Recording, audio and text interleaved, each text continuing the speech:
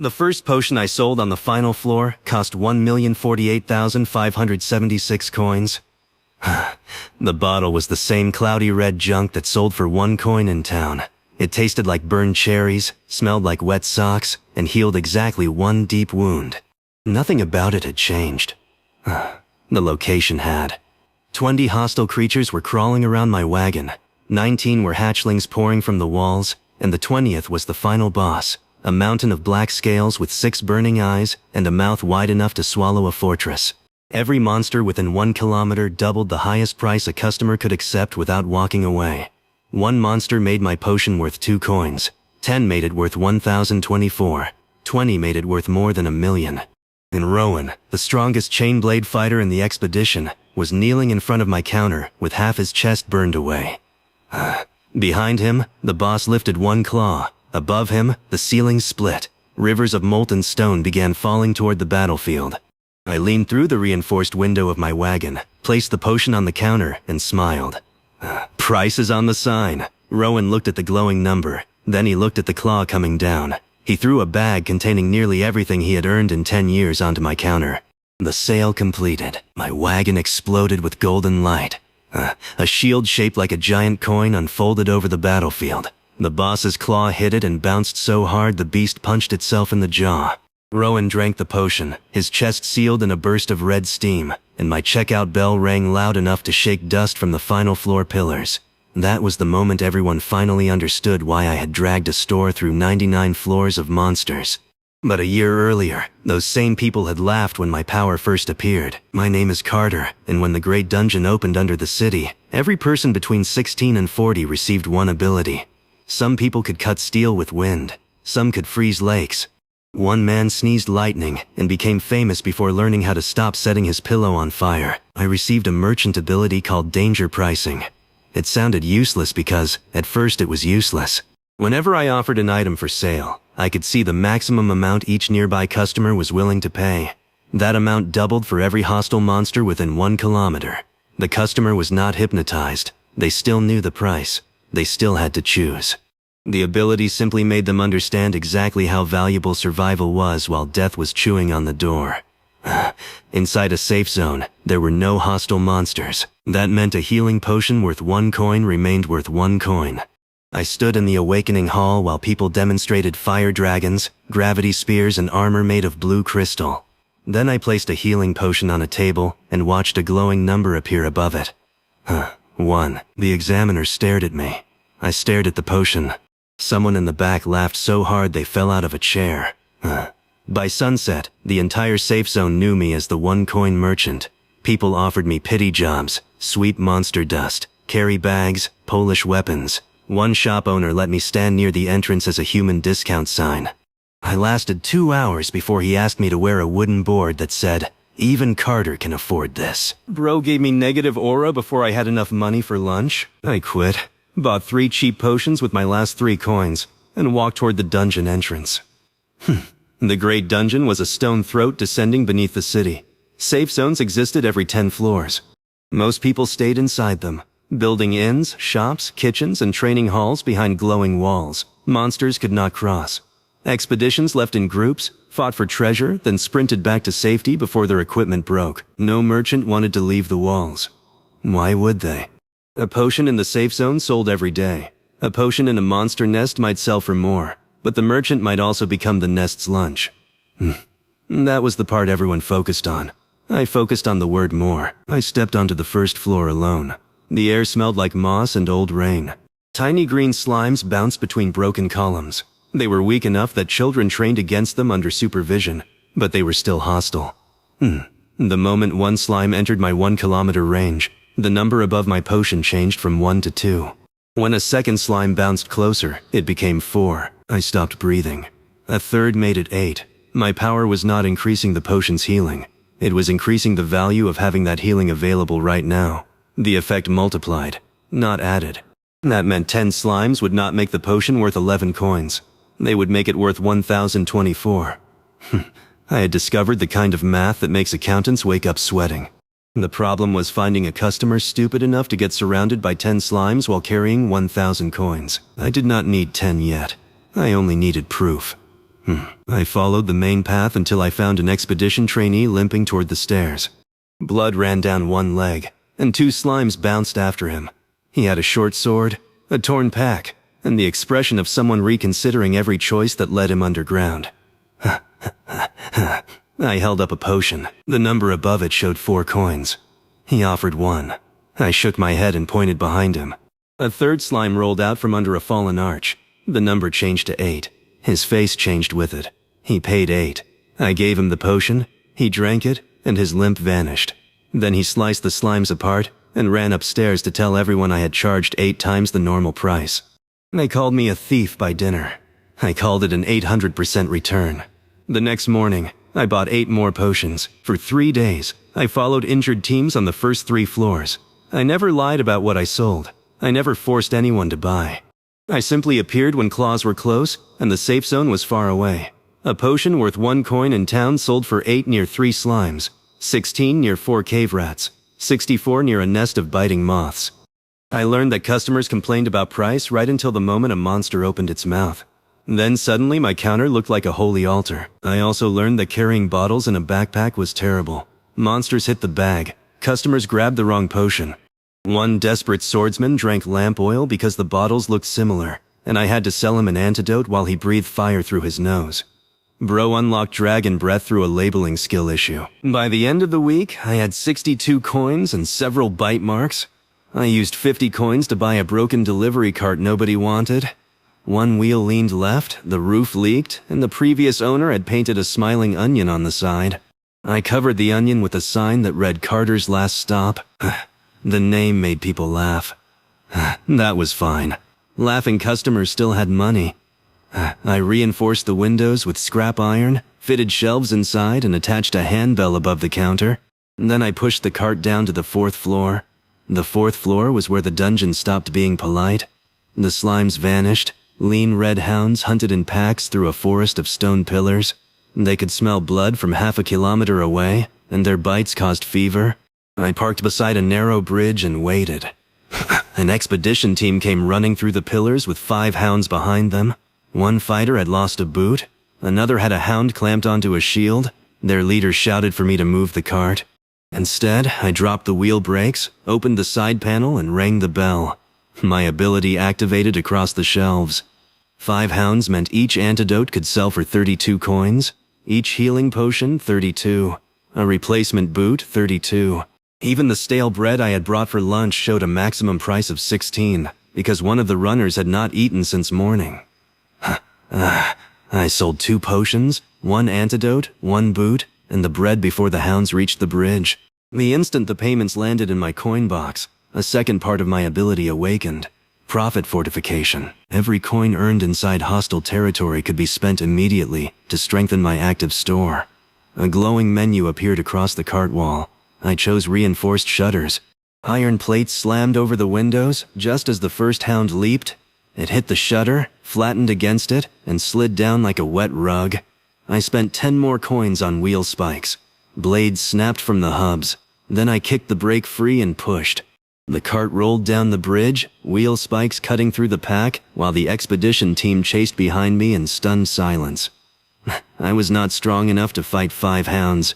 My store was, and every dangerous sale made it stronger. That changed everything. I spent the next month turning my pathetic cart into a moving bunker. I bought potion racks that locked during impact. I added a roof hatch, a crossbow mount, and a front plate shaped like a grinning mouth. When I earned money underground, I fed part of it into profit fortification. The cart gained thicker walls, faster wheels, and a storage space that was somehow larger inside than outside.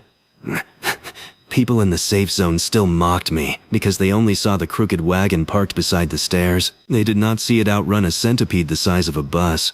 They did not see me sell burn ointment while riding on 2 wheels through a tunnel full of fire bats. They definitely did not see me launch a shelf of empty bottles from the roof like glass artillery, then use the sound to lure 30 cave rats away from a trapped team. I made 80 times the value of my stock that night. The next morning, a real merchant named Felix visited my stall. Felix owned the largest potion shop in the 10th floor safe zone. He wore velvet coats underground, used perfume strong enough to stun insects, and smiled like every conversation had already made him money. He looked at my wagon, looked at my one-coin potions, and asked whether I enjoyed risking my life for pocket change. I showed him my sales ledger. His smile stayed in place, but one eyelid twitched. Felix offered to buy the wagon for 200 coins. I refused. He offered 500. I refused again. Then he told me mobile shops always failed because danger was unpredictable. That sentence gave me my next idea. Danger was unpredictable if I waited for it. It became much easier to price when I brought it with me. I stopped waiting beside roads and started studying migration paths. The 5th floor had a ruin filled with white cave apes. They slept during the day and hunted at night, which made them perfect. Their territory sat beside the only bridge leading to the floor exit. Expedition teams crossed that bridge every evening with treasure, injuries, and absolutely no desire to spend another night underground. I bought a barrel of fermented fruit, rolled it into the ruin at sunset, and punched a hole in the side. The smell woke every ape in the building. I did not stand there admiring my work. I sprinted back to the bridge, jumped onto the wagon, and released the brake. The wagon had a new chain drive system powered by my feet. I pedaled while 30 angry apes thundered behind me. A group of returning fighters saw the stampede and screamed that I had lost my mind. I agreed. Then I passed them. They reached the bridge moments later and found my wagon parked sideways across it. The shutters were open. Potions, stamina drinks, spare swords, rope, smoke bombs, and clean socks filled the shelves. 30 apes meant the maximum price doubled 30 times. Nobody there possessed enough money to reach the true maximum. That was fine. I did not need every coin they might pay. I needed more than they would pay in town. I sold stamina drinks for 200 coins, smoke bombs for 500, and a replacement sword for 1,200. One person paid 70 coins for socks because both feet were bleeding and dignity had already left the floor. The apes reached the bridge. I slammed my palm onto the upgrade panel and spent half my new profit on a deployable barrier. The wagon unfolded. Metal ribs shot from both sides, locked into the bridge walls, and formed a gate covered in spikes. The first wave of apes crashed into it. The entire bridge shook. Customers dove behind the wagon while I kept the counter open. A hand reached through the window asking for another smoke bomb. I charged more because the apes were closer. Bro watched surge pricing happen during an ape apocalypse and still bought the premium package. The gate would not hold long. I had planned for that. I pulled a lever beneath the counter. The barrel of fermented fruit, which I had chained behind the wagon, detached and rolled down the opposite side of the bridge. The apes smelled it, climbed over one another, and followed it into a ravine. Not every ape fell. 6 remained on the bridge. I opened the roof hatch, aimed my crossbow mount, and fired bolts tipped with sleeping syrup. 2 went down, 3 dodged. The last caught the bolt in its mouth because cave apes apparently had no respect for dramatic timing. Then a man in a dark battle coat dropped from the top of a pillar. 2 chain blades spun from his hands. He moved through the remaining apes in a blur, cutting legs, throats, and the chain holding my loose front wheel. The monsters fell. My wheel also fell. The wagon tilted and dumped an entire shelf of potions onto my head.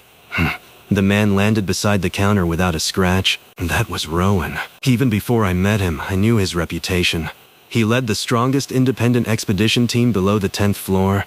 He did not wear heavy armor or hide behind a shield. His chain blades let him attack from every direction, and his movement was so fast that weaker monsters often died before realizing he had entered the room. He looked at the broken wheel, the unconscious apes, and the customers clutching overpriced socks. Then he told me I was going to get people killed. I told him the people behind my wagon were alive because I had been there. He pointed out that I had caused the stampede. I pointed out that I had also controlled where it went. He called the plan reckless. I asked why he had cut my wheel. That ended the argument for several seconds. Rowan paid for the damage, but he did it with the expression of a man feeding a coin to a sewer. Before leaving, he warned me not to follow his team.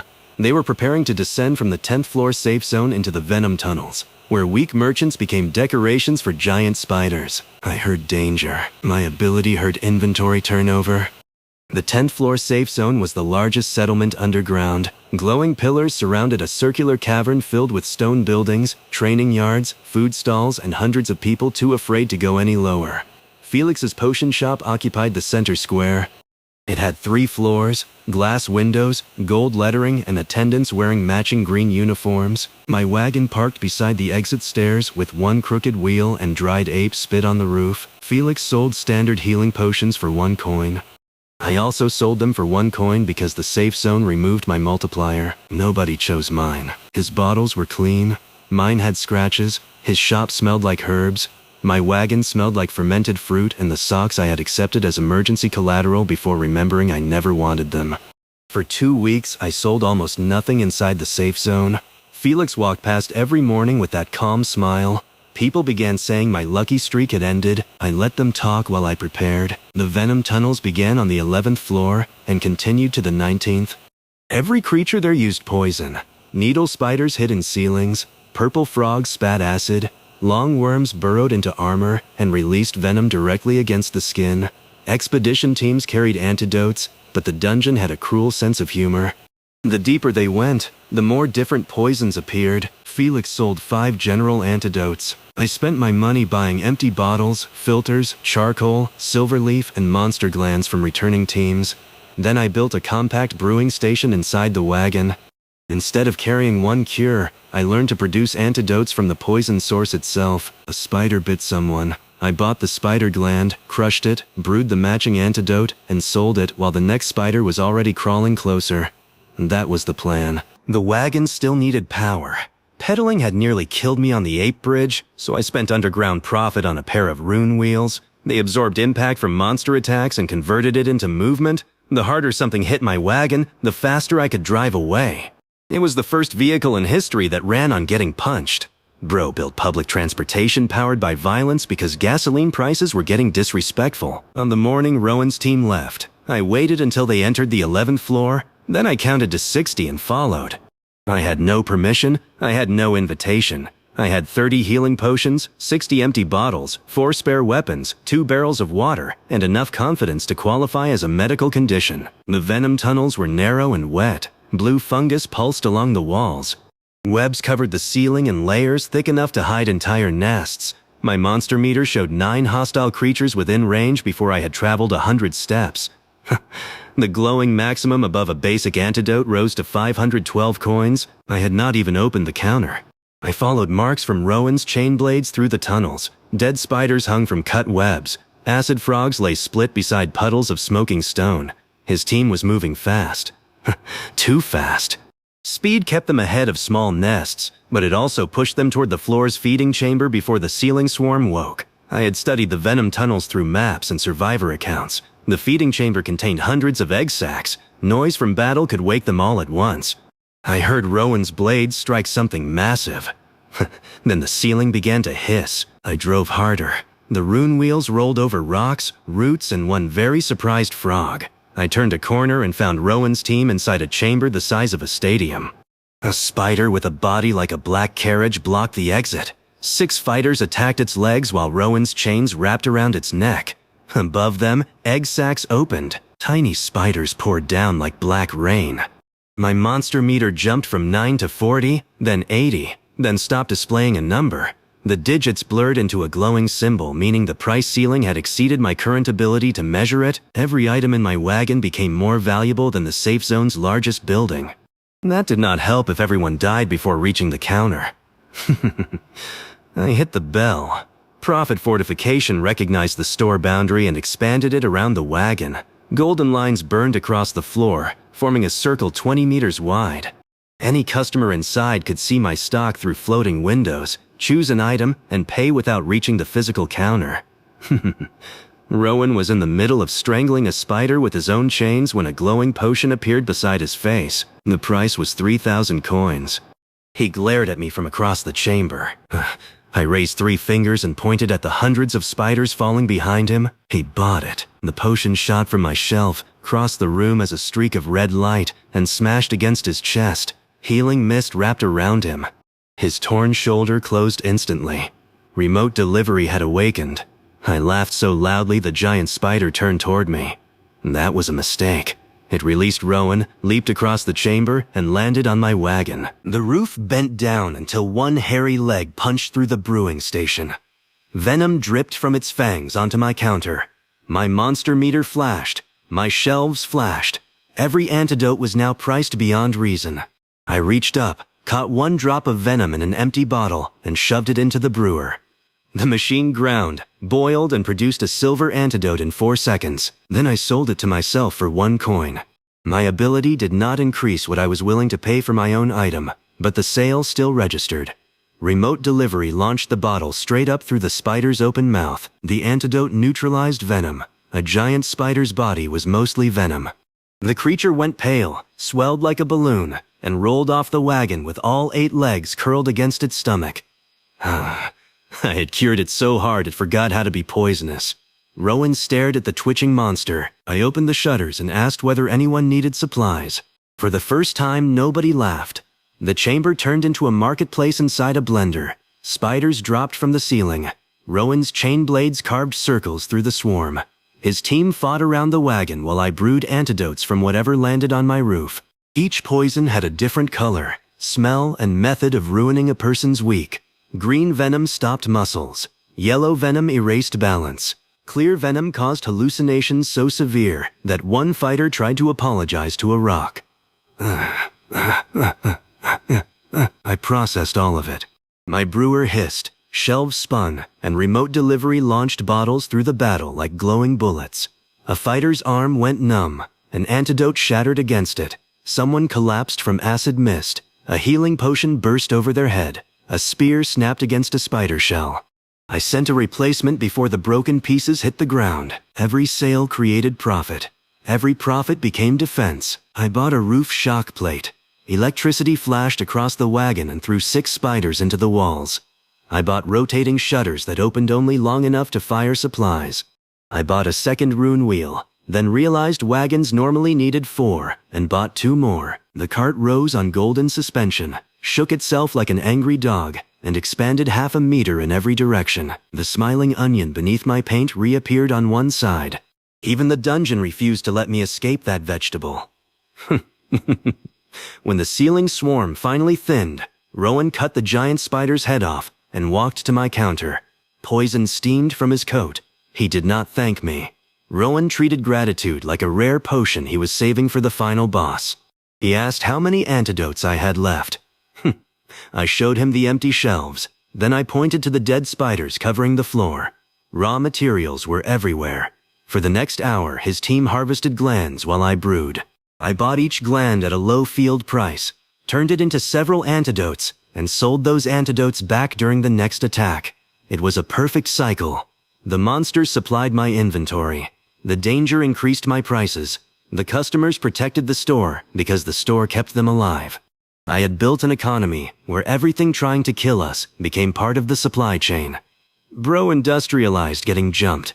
Rowan wanted me to return to the safe zone after the chamber. I refused. He said the 12th floor was worse. I asked whether his team had enough antidotes to survive it without me. They did not. That was how I joined Rowan's expedition without being invited. The next 7 floors became my proving ground. On the 12th, purple frogs flooded a tunnel with acid. I sold metal umbrellas, then upgraded the wagon roof into a slanted shield, and drove through the rain while the acid slid off both sides. On the 13th, needle spiders fired hairs sharp enough to pierce leather. I installed magnetic wall plates that pulled every needle toward the wagon, then sold armor repairs to the fighters hiding behind me. On the 14th, venom worms burrowed under the road. I attached drums to the rear axle. The pounding attracted the worms, which followed beneath us and raised my prices while staying too deep to attack. Rowan called it reckless. I called it mobile inventory support. On the 15th, a fog made everyone see imaginary exits. My store boundary marked all items with golden light, so I used rows of floating price tags as a path through the mist. We crossed the floor by following the most expensive loaf of bread in human history. On the 16th, poison vines wrapped around the wagon. I sold Rowan an axe. Remote delivery fired it into his hand, and he cut us free without breaking stride. On the 17th, a centipede swallowed the wagon whole. That one took longer. The inside of the creature was hot, dark, and full of teeth pointing the wrong direction. Acid sprayed from the walls.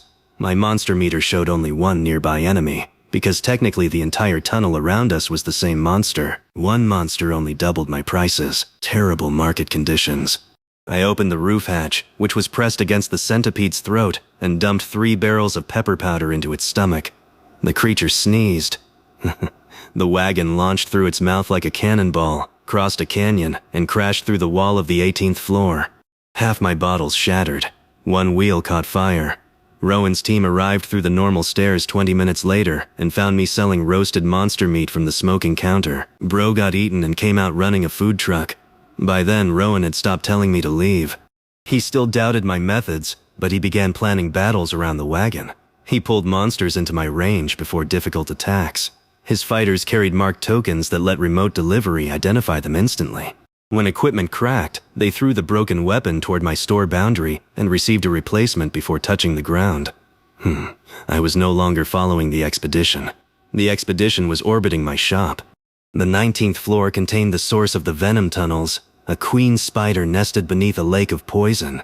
The entrance stood on a stone platform surrounded by green liquid. Egg towers rose from the lake like rotten trees. Thousands of small spiders crawled across webs stretched between them. The safe zone waited 1 floor below. To reach it, we had to kill the queen. Rowan studied the battlefield and planned to burn the egg towers first. That would stop reinforcements, reduce the swarm, and make the fight safer. I looked at the towers and saw price multipliers. I suggested leaving them intact. Every person turned toward me. I explained that the small spiders could not cross the poison lake quickly. If we kept them alive at a controlled distance, they would count as hostile monsters within 1 kilometer. That would raise the maximum value of every potion, weapon, antidote, and bomb I sold. The increased profit could buy stronger defenses during the fight. Rowan said safety mattered more than profit. I agreed. Then I explained that profit fortification could turn profit into safety faster than burning the towers could. He hated that the math worked. We parked the wagon at the center of the platform. I deployed the metal ribs into a circular barricade. Rowan's team took positions around it. I loaded the brewer, filled remote delivery racks, and tied a giant bell to the wagon roof. Then I rang it. The queen rose from the poison lake. Her legs were as tall as buildings. Her abdomen dragged through the liquid, covered in glowing sacs. She opened a mouth beneath 8 clusters of eyes and screamed. Every egg tower answered. My monster meter climbed past 100. The true price ceiling became meaningless.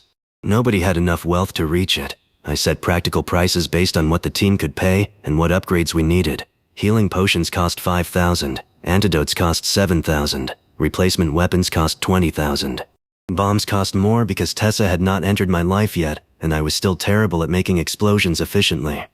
The queen struck first. A leg punched down through the platform. Rowan wrapped it in both chains and pulled himself upward, running along the limb toward the body. The others attacked joints while spiderlings crossed the webs from every direction. I spent the first wave of profit on a poison filter. Golden fans unfolded from the wagon roof. The queen flooded the platform with green mist, but the fans sucked it in, purified it, and blew clean air through the barricade. I bottled the condensed poison and turned it into ammunition. Remote delivery did not care whether an item was helpful. I listed the poison bottles for 1 coin and sold them to Rowan. He bought them while hanging beneath the queen's abdomen. The bottles launched from my shelves, curved around 2 legs, and slammed into the glowing sacs. Poison made by the queen entered the queen's own bloodstream. She convulsed and dropped Rowan into the lake. I sent him an antidote, a healing potion, and an inflatable rescue ring shaped like a yellow duck. The duck was the only one left in stock. Rowan surfaced in deadly poison wearing the duck around his waist, and his expression nearly killed me faster than the boss. Bro lost all his aura to bath-time equipment. The spiderlings reached the platform. Thousands hit the barricade, piling over one another. My defenses began to bend. Profit fortification showed dozens of upgrades, but I needed more sales to afford them. So I opened the counter to the safe zone above. I had installed a speaking tube into the stairwell before the fight. It ran up to the 10th floor settlement, where hundreds of people waited to learn whether the route below would open. They could not see the battlefield, but they could hear the queen screaming. I offered spectators a new product, victory fireworks. Each firework purchased would launch from my roof and strike the boss. They were weak, decorative, and wildly overpriced. People in the safe zone bought them anyway, because everyone wanted to claim their coin had helped defeat the queen. Hundreds of tiny rockets poured from the wagon. Most bounced off the shell. Some exploded in Rowan's hair. One drew a smiling onion and green sparks above the battlefield. The damage was pathetic. The profit was not. I bought Fortress Mode. The wagon slammed anchors into the platform. Walls rose around it. The counter widened.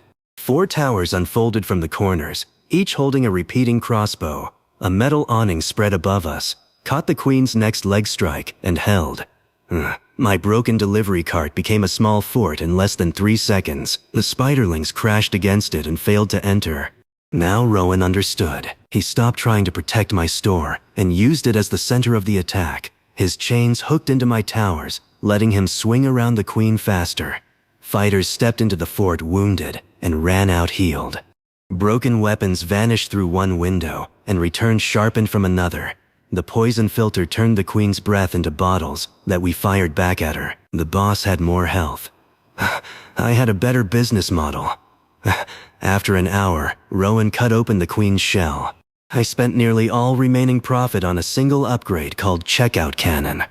The entire counter rotated upward, shelves locked together into a long golden barrel. Every unsold poison bottle, broken sword, empty flask, bent bolt, and rotten piece of monster meat loaded into the chamber. The cannon compressed their combined market value into force.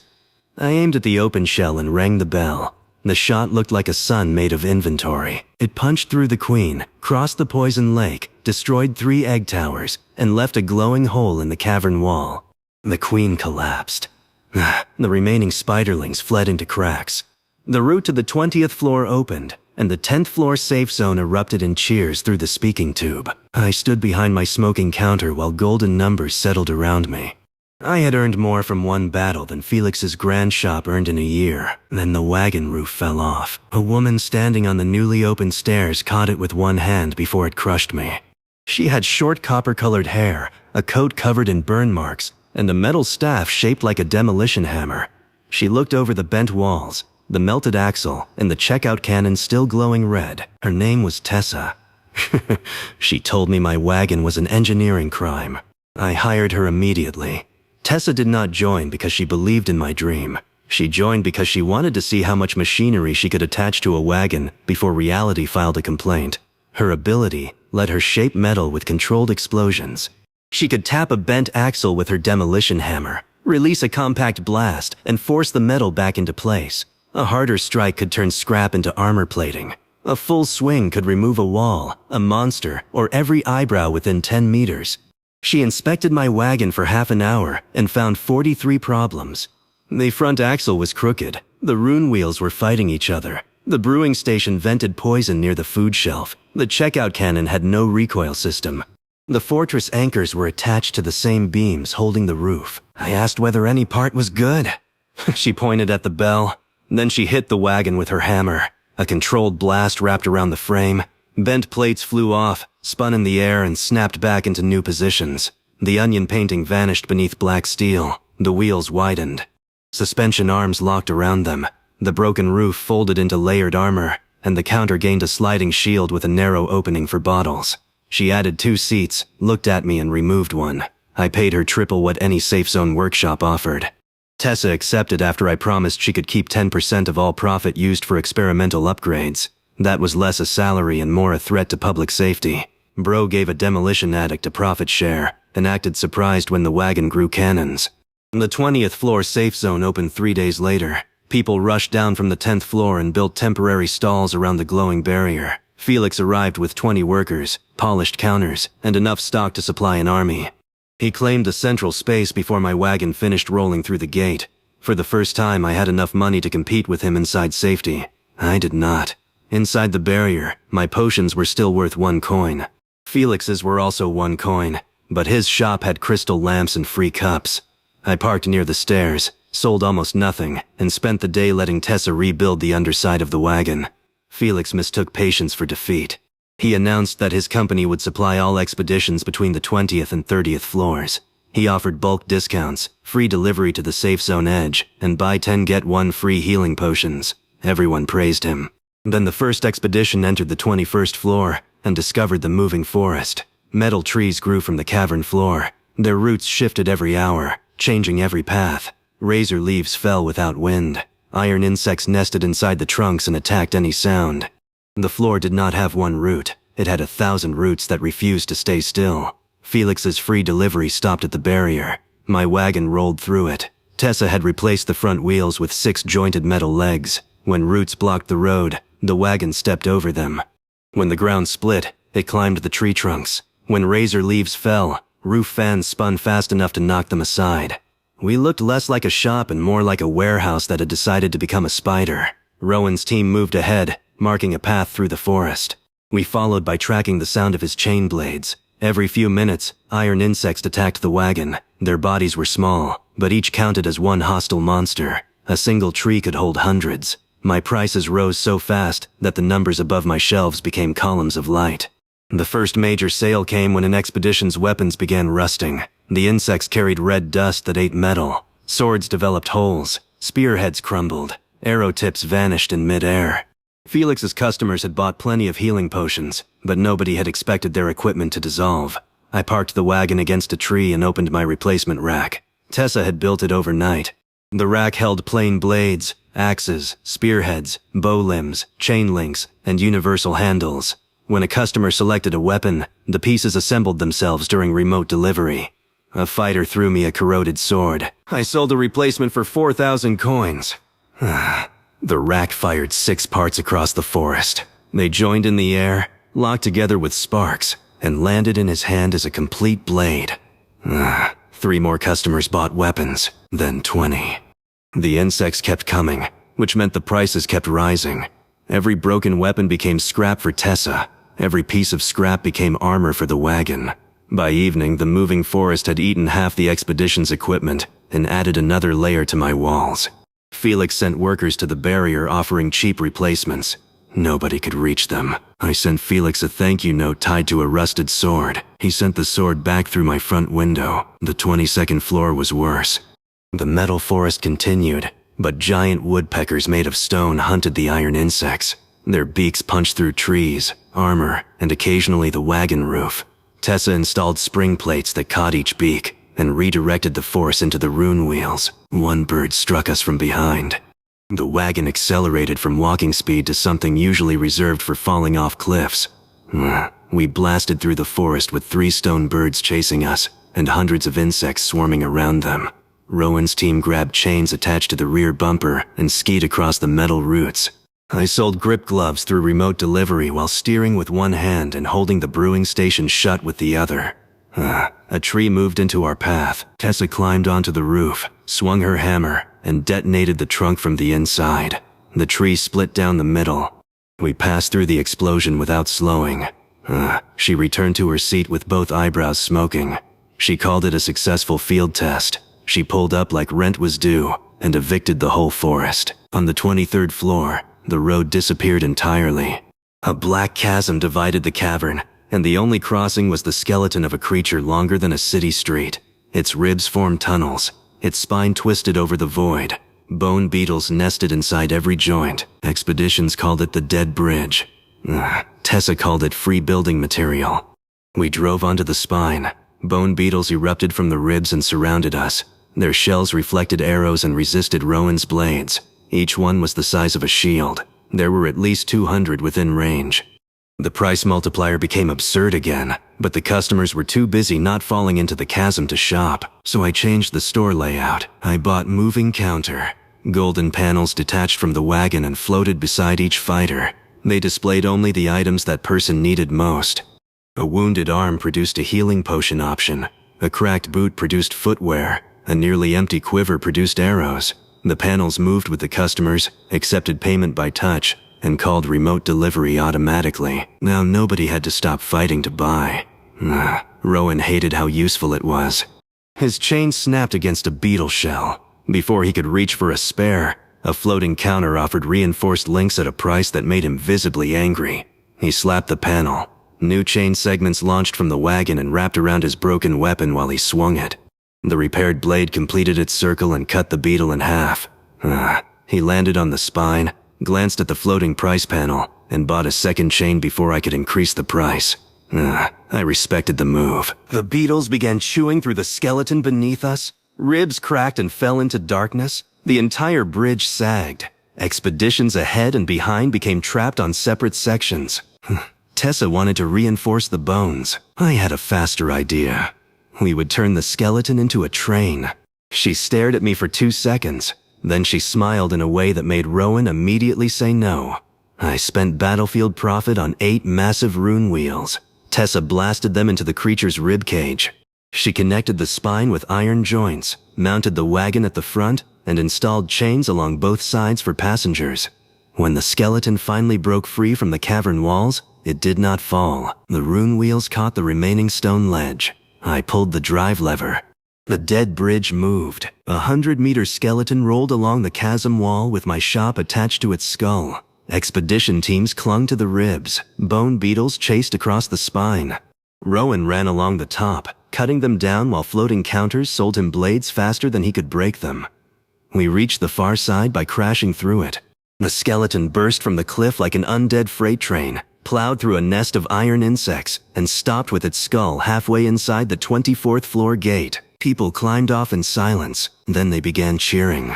I climbed onto the counter and looked back at the impossible machine we had built from a corpse, 8 wheels, and terrible judgment. That was when the wagon's bell rang by itself. A small orange flame appeared inside the glass. It had eyes, and it was laughing. The flame jumped out of the bell, landed on my counter, and grew arms made of fire. It was no taller than a bottle. Its face looked like 2 bright dots and a crooked mouth. It walked across the wood without burning it, kicked an empty coin pouch and pointed toward the upgrade panel. A new description appeared. Store core awakened through repeated high-risk commerce. I named her Ember because Tessa's first suggestion was Exploding Cash Baby. Ember immediately rejected that name by setting Tessa's sleeve on fire. She was not part of my original ability.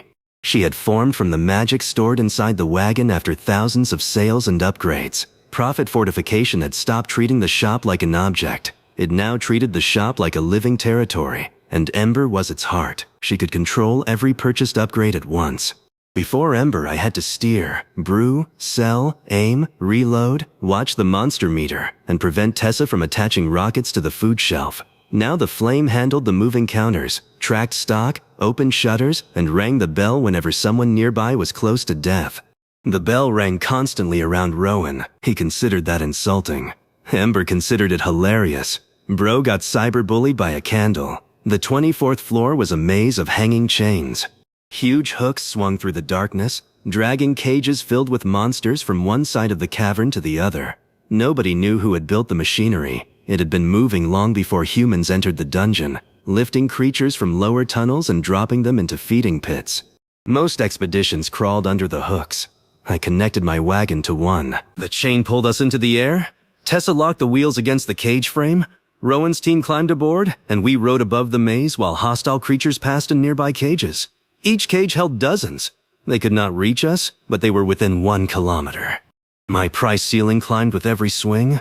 I opened an airborne shop. Expeditions below saw floating counters descend beside them. They bought maps, climbing lines, healing potions, and hook-cutting blades. While my wagon traveled overhead, remote delivery dropped the purchases on tiny parachutes. Ember controlled the delivery angle so perfectly that one potion fell through a swinging hook, bounced off a cage, and landed in a customer's open mouth. The customer healed before realizing they had purchased anything. Felix heard about the chain market before we reached the next floor. He did not stay behind the safe zone wall this time. He bought a white carriage pulled by 6 rune-powered metal horses. Crystal lamps lined the roof. Shelves folded from both sides. A pale green barrier surrounded the entire vehicle, repelling weak monsters within 200 meters. It was elegant, fast, and built by people who understood axles. Felix rolled into the 24th floor, wearing a new velvet coat, and announced that safe shopping had arrived underground. Customers loved it. His barrier drove away the chain insects and small cage beasts. His carriage offered the same potions I carried at half my listed price. He even had music. For one afternoon, Felix outsold me. Then his monster-repelling barrier created the worst possible condition for my ability, but also the worst possible condition for his business. Safety lowered urgency. Customers inside his green bubble saw his potions as ordinary bottles again.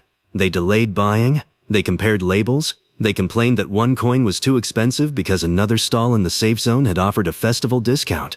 Meanwhile, I rode a hook through a cage swarm and sold the same potion for 500. Felix tried following me into the dangerous zone. His barrier pushed the monsters away. My prices stayed low near him. He turned the barrier off. Every creature he had repelled turned around.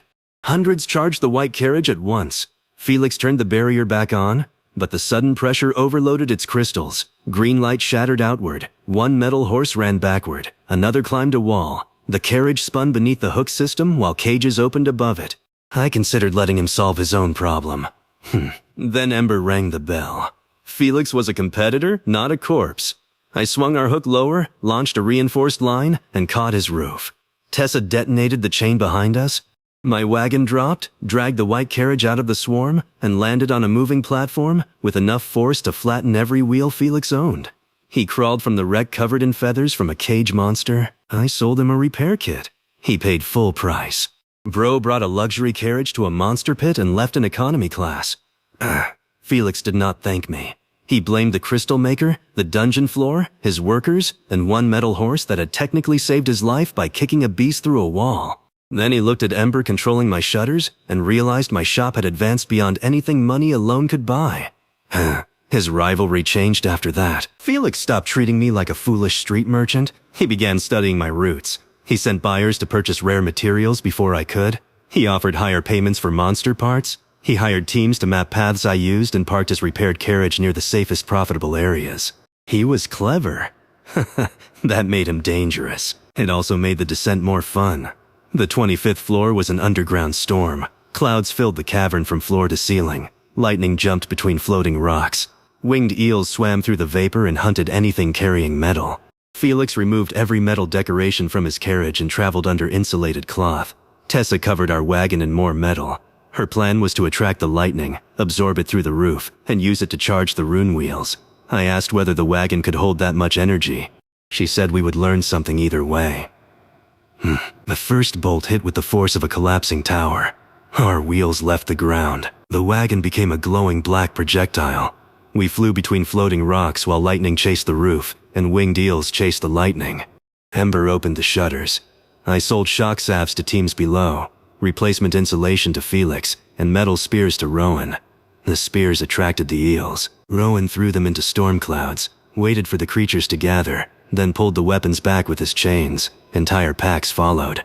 Their numbers doubled my prices while their bodies became living lightning rods for the next strike. We reached the 26th floor with enough stored energy to power fortress mode for a week. Tessa used it in 10 minutes. She installed thunder wheels. They did not touch the ground. Each wheel rode on a ring of compressed electricity, letting the wagon slide over pits, walls, and water. Steering became optional. Stopping became philosophical. The 26th floor contained mud giants that rose from a black swamp. Normal carts sank instantly. Our thunder wheels skimmed across the surface. Each giant threw boulders. Ember rotated the shutters to catch them. Tessa attached price tags to the stones, and I sold them to Rowan as ammunition. Remote delivery launched purchased items toward the customer. A purchased boulder weighed several tons. Rowan stood on a tree stump, bought one for a single coin, and pointed at the largest giant. The boulder reversed direction in midair, crossed the swamp, and hit the creature in the face hard enough to create weather. That was when I realized price did more than generate profit. An item accepted through a sale became part of my delivery network, no matter its size. I could sell anything I owned, and if I could sell it, remote delivery could move it. The next giant lifted a slab of earth larger than my wagon. I bought the slab from the dungeon by claiming it as store inventory after it landed inside my territory. Ember stamped a glowing price tag across it. I sold it to Tessa for 1 coin. The entire slab shot sideways. Tessa stood on top holding her hammer like a ship captain, while the flying island smashed through 3 giants and carried her across the swamp. She jumped back onto the wagon as the slab exploded behind us. Her hair had become a solid triangle from the wind. She said thunder wheels were approved. At that point, approval had lost all legal meaning. The 27th and 28th floors were conquered in 4 days. We crossed a crystal canyon by selling sections of the wagon roof to Rowan one at a time, using remote delivery to launch them ahead as temporary bridges, then buying them back after crossing. We escaped a swarm of invisible lizards by throwing flour into the air and installing rotating bakery fans. We cleared a room of singing fungi by selling earplugs at prices that increased each time another mushroom woke up. By the 29th floor, people no longer asked whether my shop belonged underground. They waited for it. Expeditions delayed departure until my wagon arrived. Fighters carried extra coins specifically for emergencies. Broken Gear was designed with connection points that matched Tessa's replacement rack. Rowan's team had become the strongest below the 20th floor because they could fight longer than anyone else. Felix hated every second of it. The 29th floor boss waited inside a circular arena filled with rotating blades. It was a serpent made of linked metal rings, and every ring contained a nest of iron insects. Destroying a ring released the swarm inside. Rowan saw a difficult battle. Tessa saw spare parts. I saw a staircase of prices. Every time we broke one section, more hostile monsters would appear, increasing the value of my stock. More value meant more upgrades. More upgrades meant we could break stronger sections. The boss was not an obstacle. It was a compounding investment with teeth. We entered the arena at full speed. The metal serpent attacked by spinning its entire body. Its rings scraped the arena walls, throwing sparks in every direction. Blades folded from the floor. The wagon hit the first ramp, jumped over 3 rows of steel, and landed on the serpent's back.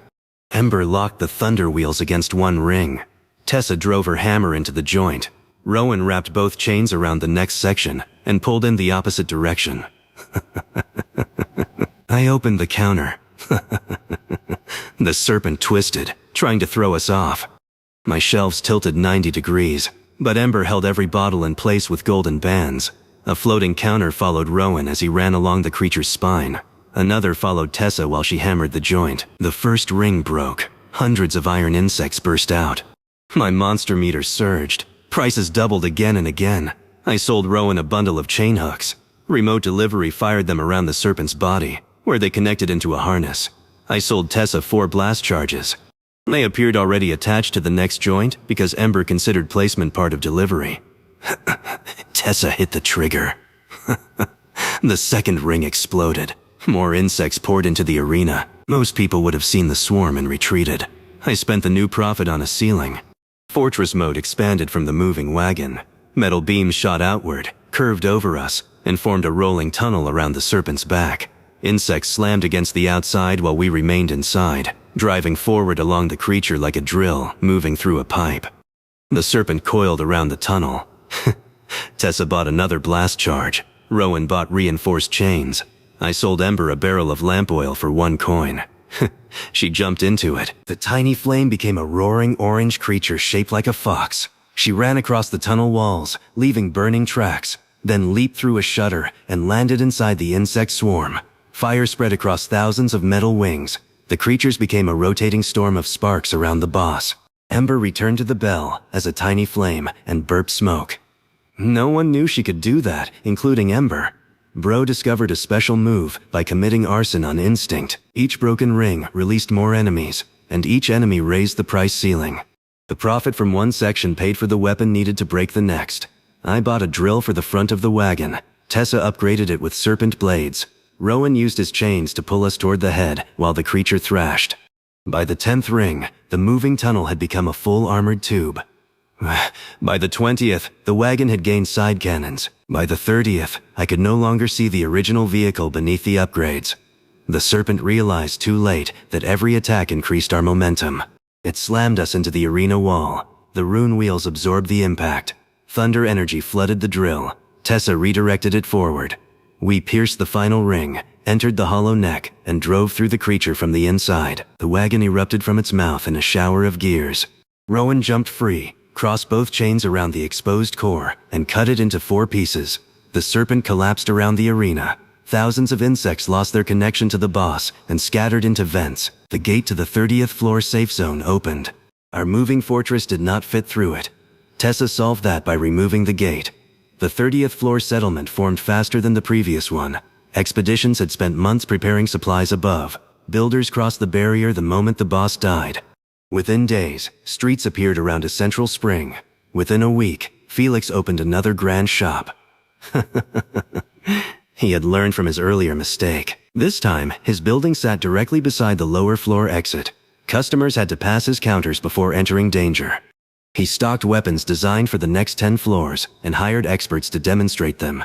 He also offered a free emergency potion to anyone who promised not to buy from my wagon. I did not care about the promise. People could choose where to shop. Then customers started arriving at my counter with cracked bottles. The free potions were not fake. Felix was too smart to sell useless medicine. They healed normally inside the safe zone, but he had used thin glass and loose corks. The bottles survived a peaceful walk. They did not survive battle. He was giving people products designed to fail underground, forcing them to return and buy stronger versions later. It was clever in the ugliest way. I could not prove intent. I did not need to.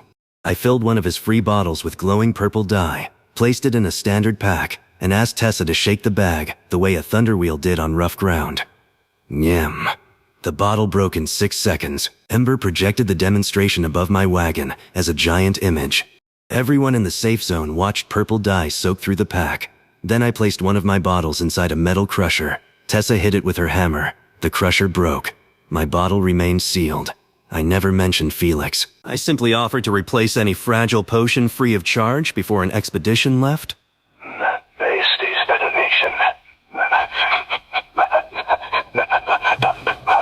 By sunset, a line stretched across the safe zone. Felix stood in his glass window, smiling with every tooth except the ones that mattered.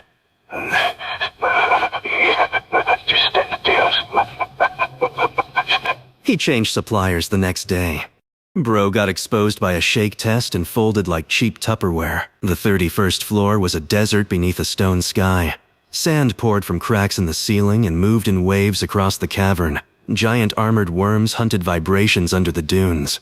Smaller parasites lived on their backs, feeding through gaps in the shell. The first expedition stepped onto the sand and vanished beneath a worm before reaching the first marker. Everyone retreated. Rowan wanted to cross on foot, moving lightly between stone islands. Felix planned to use floating platforms. Tessa looked at the hundreds of serpent rings we had collected from the previous boss. We built a sand ship. The wagon became the cabin. Linked metal rings formed a long, flexible hull. Thunder wheels rotated sideways and pushed against the sand like paddles. Tessa raised a black sail made from spider silk.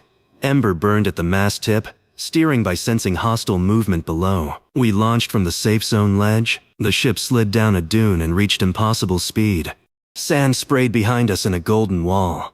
Rowan's team rode along the sides, chains hooked into the hull. Other expeditions followed on smaller sleds attached by ropes. The worms noticed immediately. One rose behind us, a tower of teeth and bronze shell. Hundreds of parasites clung to its back. My monster meter counted every one. The price of a healing potion jumped beyond 10,000 before the worm finished opening its mouth. I rang the bell. The ship's side panels opened into counters. Customers on the trailing sleds bought speed charms, sand masks, and replacement ropes. Remote delivery fired supplies backward along the moving convoy. Rowan bought a set of anchor blades. They appeared in his hands as he jumped onto the worm's face. He stabbed both blades into its shell and swung beneath the jaw. The worm dived. Rowan disappeared under the sand with it. Ember's bell rang so hard it cracked. A floating counter remained linked to him underground. I could see his available purchases through the shop interface. Healing potion, air bottle, heat shield, emergency rope. He bought all 4. Remote delivery drilled through the sand as a red and blue streak, carrying the supplies into the worm tunnel. 3 seconds later, Rowan shot from the dune behind us holding the emergency rope. The worm followed. He hooked the rope to our stern. Now the monster was pulling the ship. Tessa cut power to the thunder paddles and redirected everything into steering. The worm dragged us across the desert at terrifying speed, chasing Rowan while failing to understand that Rowan was standing on the ship it was towing. We passed Felix's floating platforms in a blur.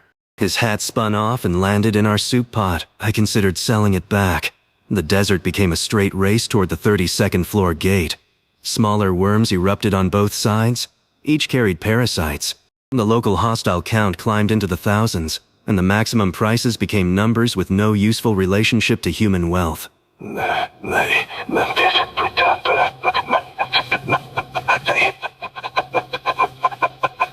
The important part was not charging the full amount. The important part was that every customer's hesitation disappeared.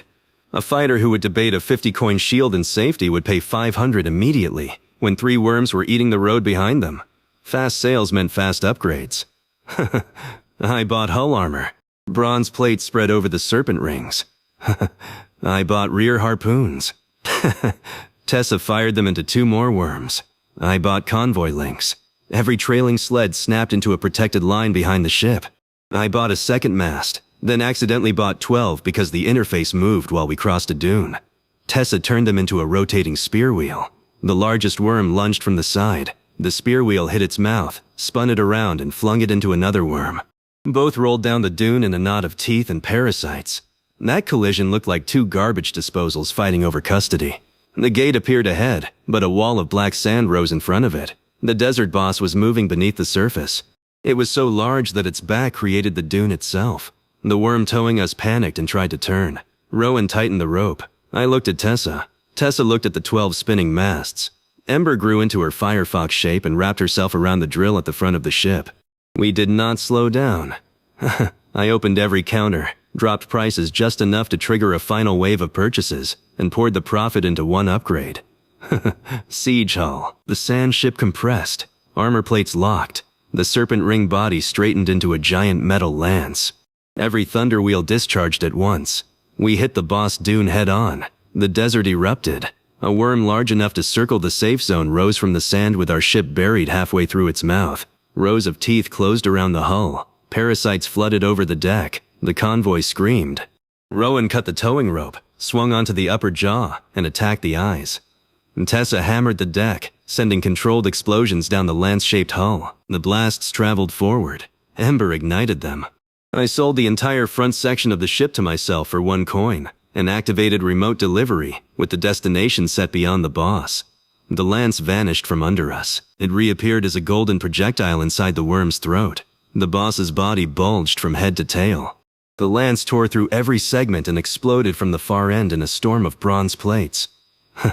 The worm collapsed, creating a canyon through the desert. Our remaining cabin dropped onto the sand, slid down the new canyon, and stopped directly in front of the gate. Tessa climbed from the wreck, looked at the missing ship, and asked whether I had kept the receipt. I told her I had kept the profit. That was better. The desert boss left enough shell behind to rebuild the wagon 3 times. Tessa used all of it once. She wrapped the cabin in layered bronze, restored the serpent ring chassis, and installed folding sails along the sides.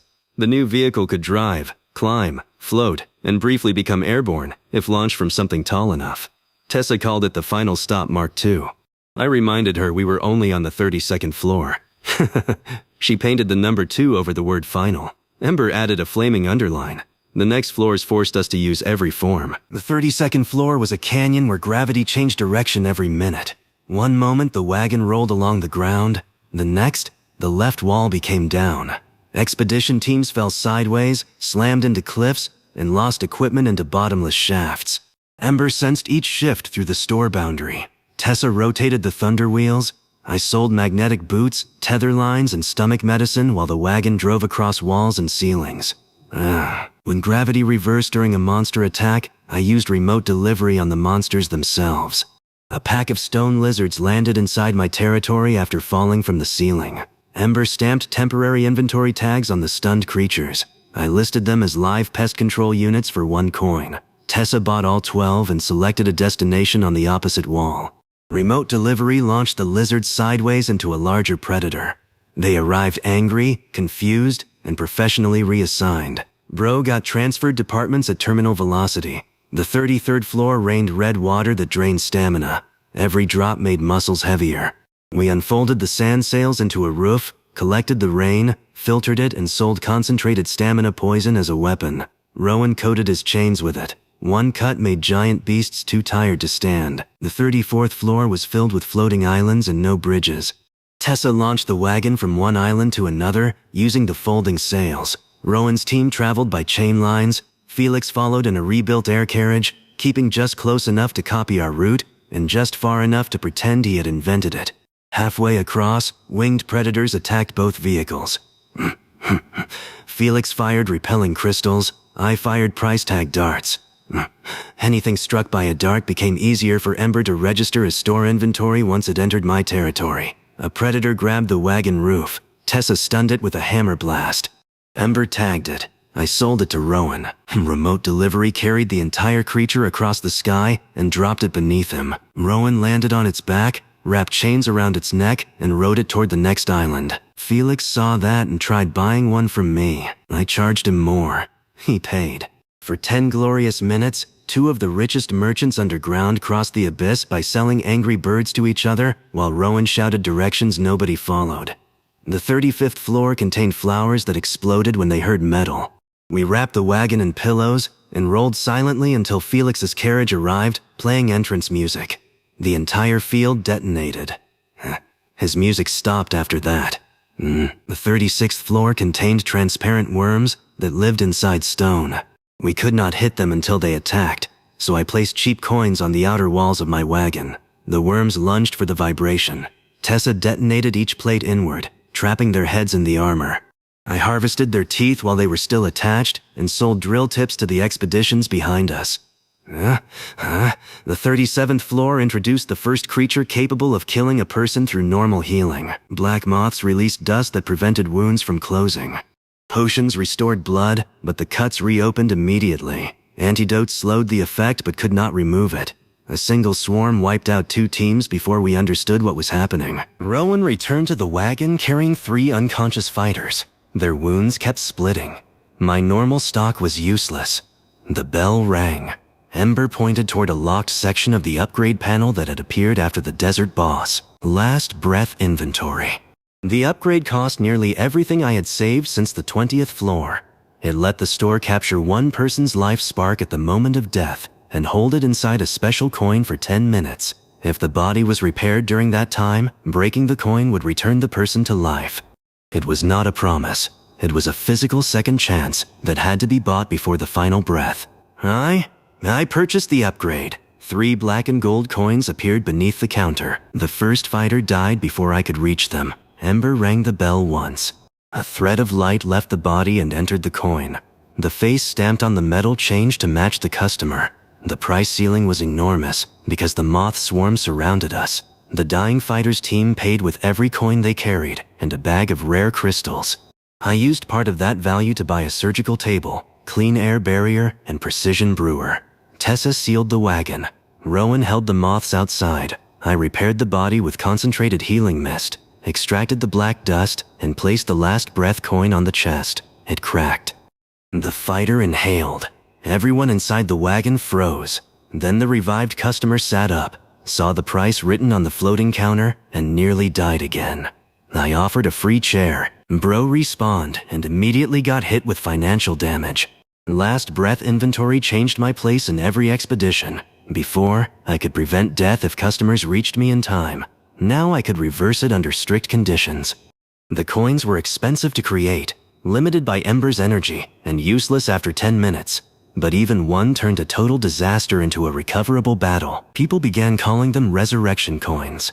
I called them premium emergency stock. Rowan called them dangerous because fighters might become reckless if they believed death could be purchased away. He was right. On the 38th floor, a group charged a horned beast without a plan because they knew I carried resurrection coins. The beast crushed 2 of them and threw a third into a wall. I saved all 3, then refused to sell them another coin for the rest of the descent. They complained. I pointed at the beast still chewing their weapons. Survival was merchandise. Stupidity was not a customer benefit.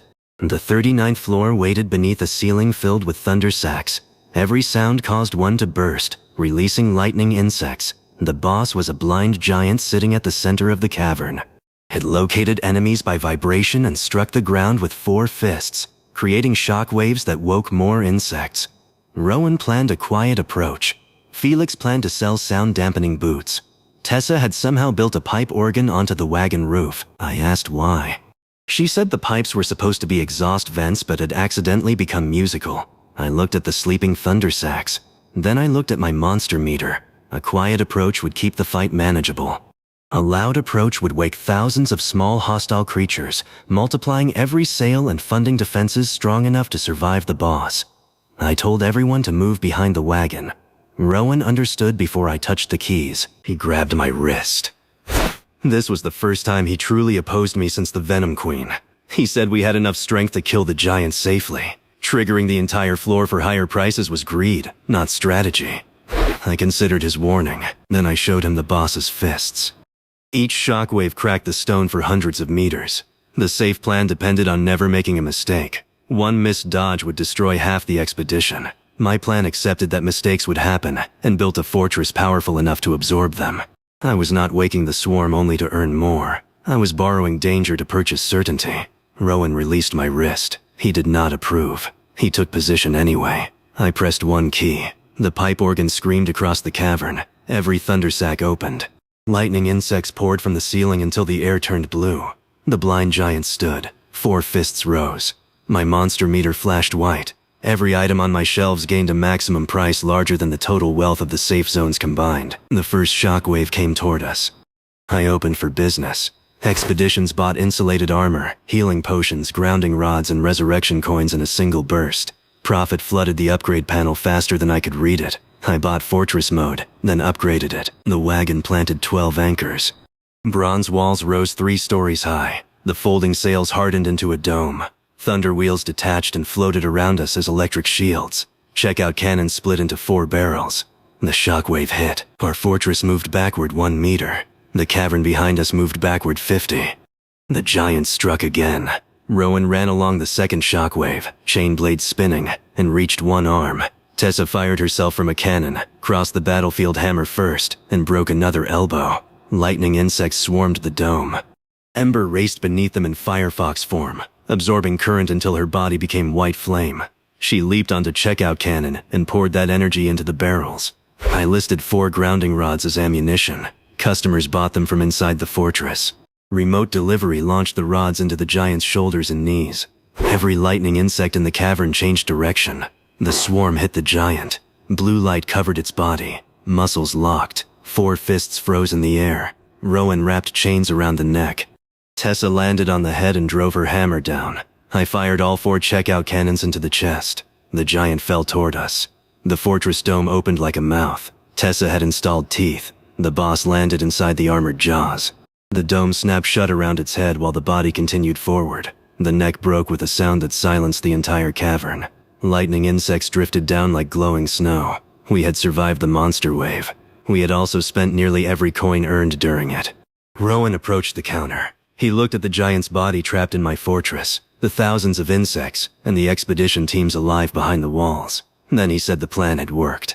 That was the closest thing to praise he had ever given me. I enjoyed it for exactly 4 seconds. Felix's air carriage landed beside the boss, and he began buying thundersacks before I could harvest them.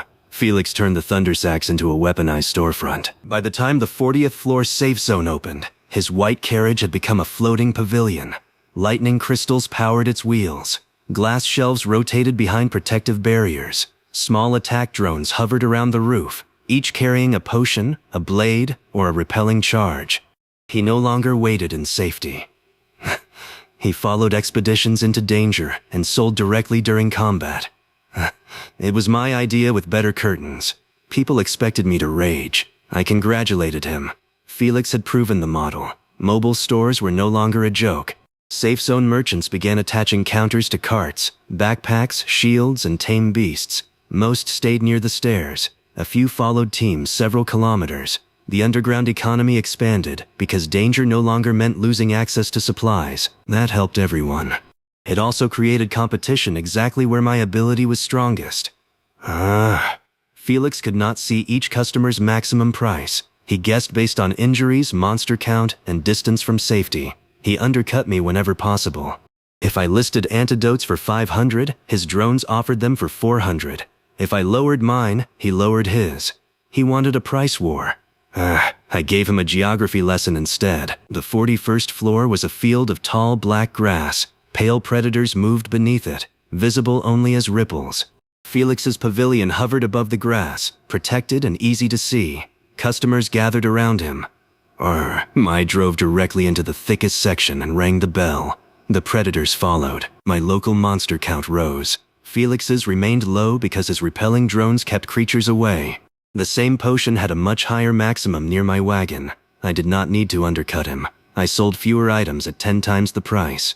Felix moved closer. I moved deeper. He moved deeper. I stopped. His pavilion overshot mine and entered a nesting circle. The grass opened.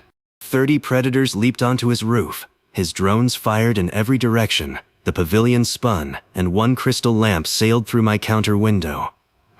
I kept it, and Bro tried to copy the homework and got eaten by the assignment. The 42nd floor was a canyon full of giant bells.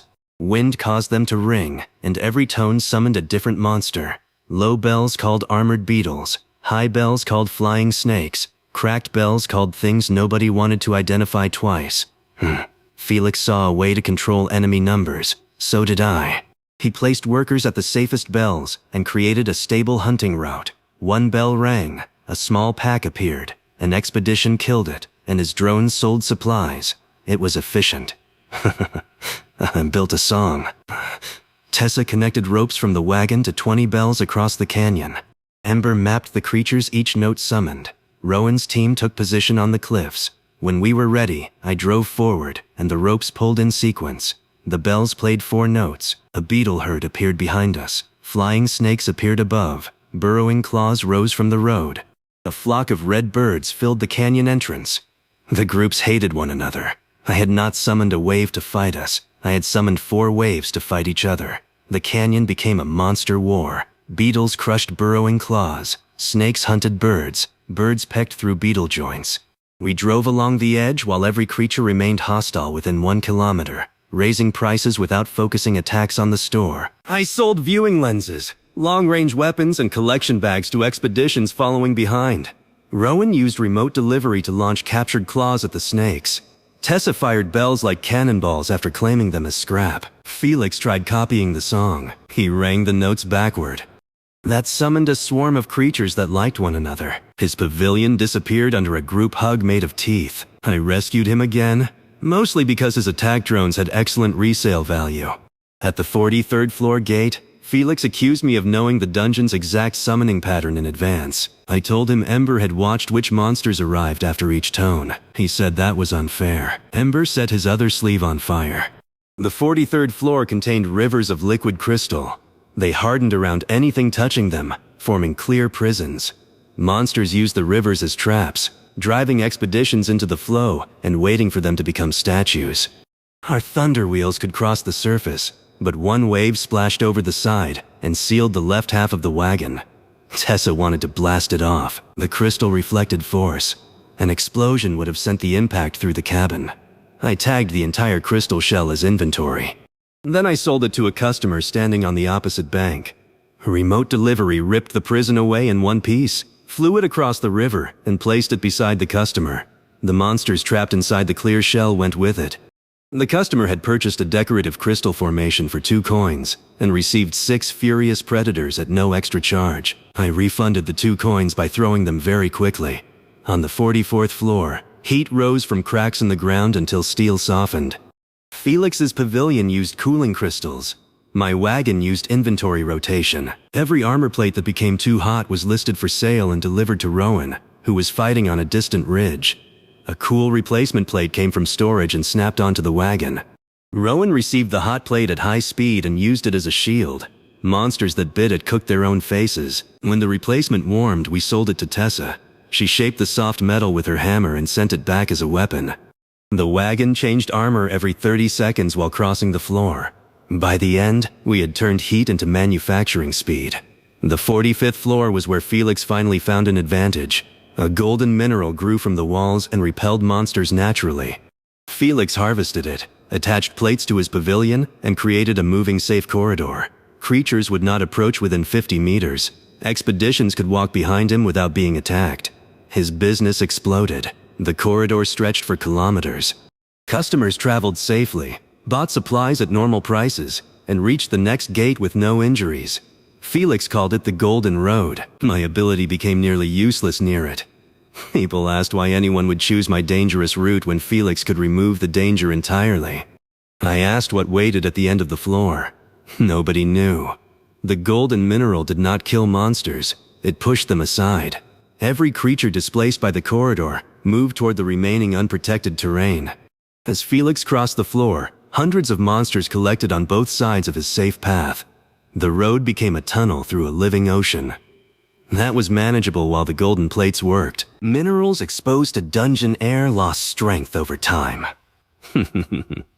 Felix knew that. He planned to reach the gate before the effect faded. Then the gate moved. The 45th floor was built on rotating stone circles.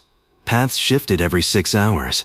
Felix reached the marked destination and found a wall. The true exit had rotated 3 kilometers east. His golden plates began dimming. Thousands of monsters pressed closer. Expeditions inside the corridor panicked. Turning back would take too long.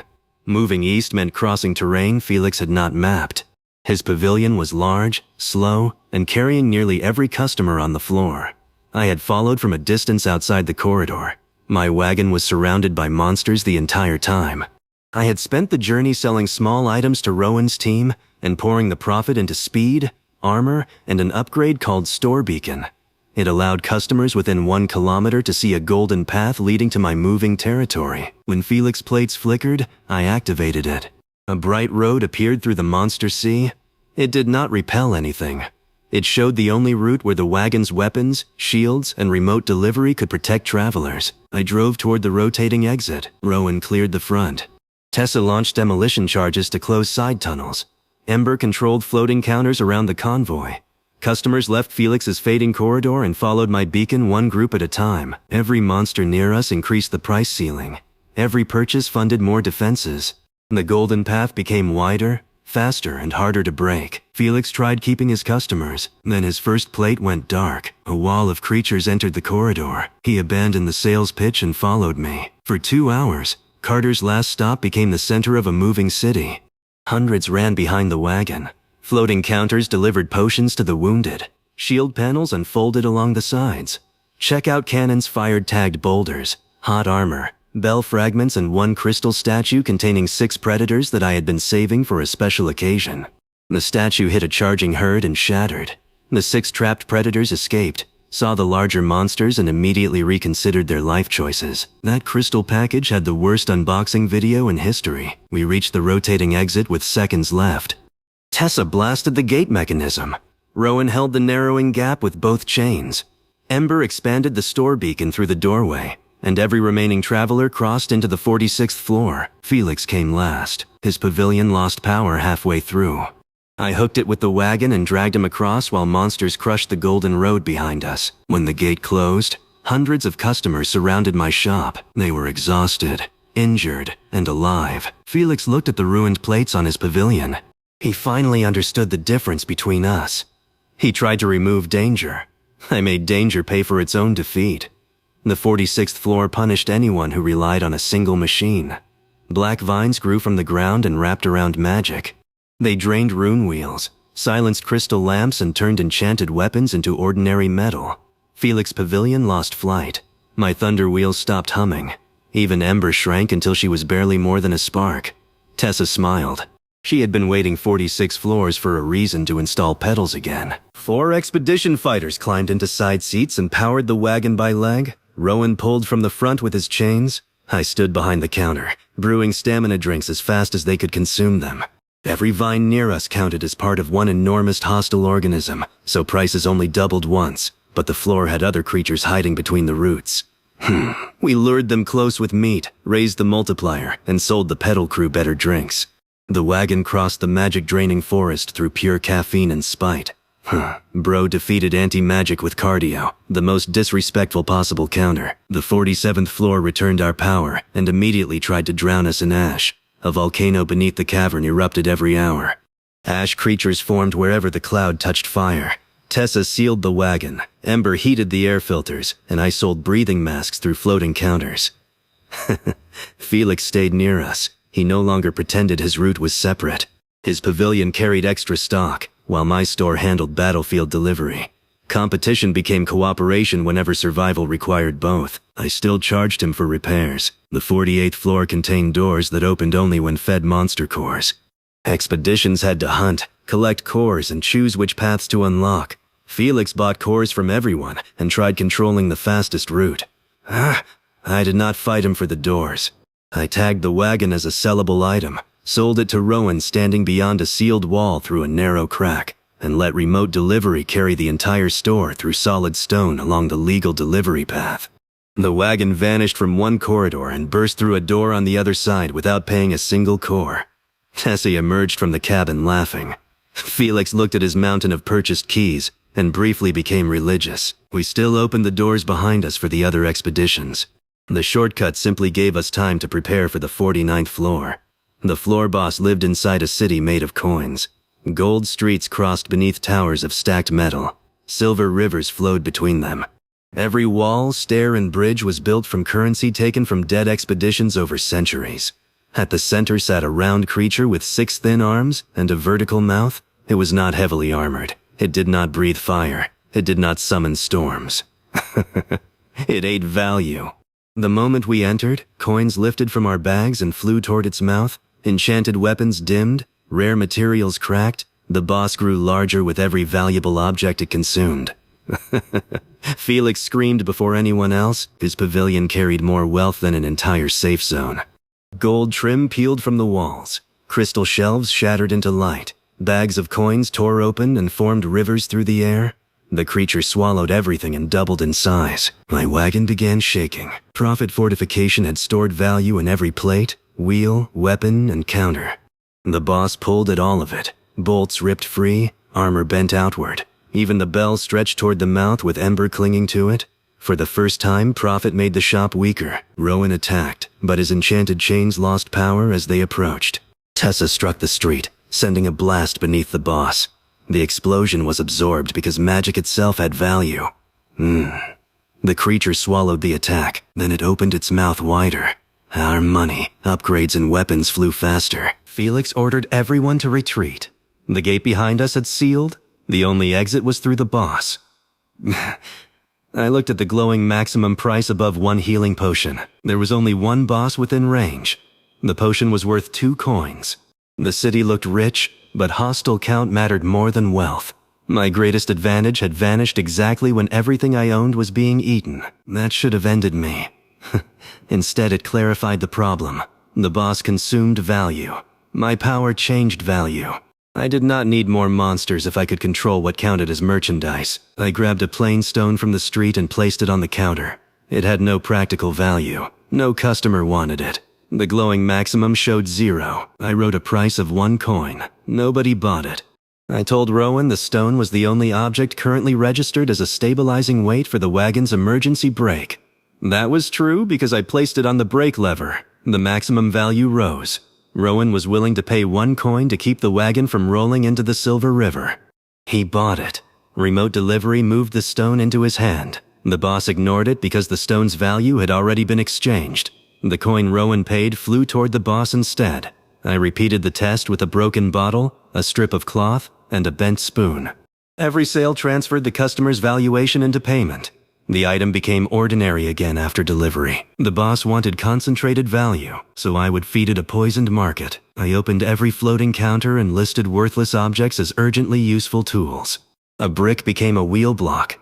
A rope scrap became a tourniquet. A cracked shield became cover for 1 exact angle. A bag of sand became fire control. Each description was honest. Each item had a real use in the battle. Expedition fighters bought them for 1 coin each. Hundreds of tiny payments flew into the boss's mouth. The creature grew, but only slightly. 1 coin carried little value. Then I used the sales to claim the entire coin city as store inventory. Profit fortification could expand territory over structures purchased or created with battlefield earnings. Every street coin the boss had collected was part of the battlefield. I spent the new profit on property tagging. Golden labels spread beneath our feet. Tower by tower, road by road, the city entered my inventory. The boss noticed. It pulled harder, trying to eat the tag streets before I could use them. Coin towers collapsed into spiraling streams. Silver rivers rose. The entire city flew toward its mouth. I listed the city for sale. The price was 1 coin. The customer was Tessa. She slapped the floating counter. Remote delivery activated. An entire city cannot fit in one person's hand. The ability solved that problem by compressing the merchandise into a delivery projectile. Every coin, tower, street, bridge, and river snapped into a golden sphere above the wagon. The boss's mouth remained open beneath it. Tessa selected delivery to herself, then stood directly behind the creature. The sphere moved. It did not enter the boss's mouth as food. It passed through as a purchased object traveling to its customer. The coin city tore a perfect tunnel through the creature and reappeared behind it, where Tessa caught the compressed sphere on the head of her hammer. The boss stared down at the hole through its body. Tessa swung. The entire city expanded at the moment of impact. Gold streets, towers, and silver rivers erupted inside the boss's back. The creature burst like a sack filled with a banking crisis. Bro got hit by the whole economy and declared physical bankruptcy. The boss was not dead yet. Its 6 arms crawled separately, gathering coins and trying to rebuild the body. Each arm counted as part of the same creature, so my multiplier remained low. I needed hostile numbers. I opened every sealed vault in the city. The boss had stored parasitic coin mites inside them, tiny metal monsters that cleaned stolen currency. Thousands poured into the streets. They attacked the nearest sources of value, which included Felix, my wagon, and Tessa's hammer. My monster meter exploded upward. Now the potion price climbed. So did everything else. Felix understood before I spoke. He opened his remaining pavilion shelves and sold every useful item he had. Customers bought at emergency prices. Profit flowed into my territory because Ember linked both stores through a temporary alliance upgrade. I poured it into one final defense. Vault body. The wagon transformed into a black metal bank on wheels. Layered doors covered the sides. The coin mites struck and became trapped in slots between the plates. Their bodies were pulled into channels, melted, and stamped into ammunition. Checkout cannon loaded thousands of monster coins. Rowan wrapped his weakened chains around the 6 crawling arms, dragged them into one pile, and jumped clear. Tessa struck the ground beneath them. I fired. A beam of compressed currency erased the arms, crossed the city, and punched open the gate to the 50th floor. Silence followed. Then coins began raining from the ceiling. Not stolen coins. New dungeon treasure released by the boss's death.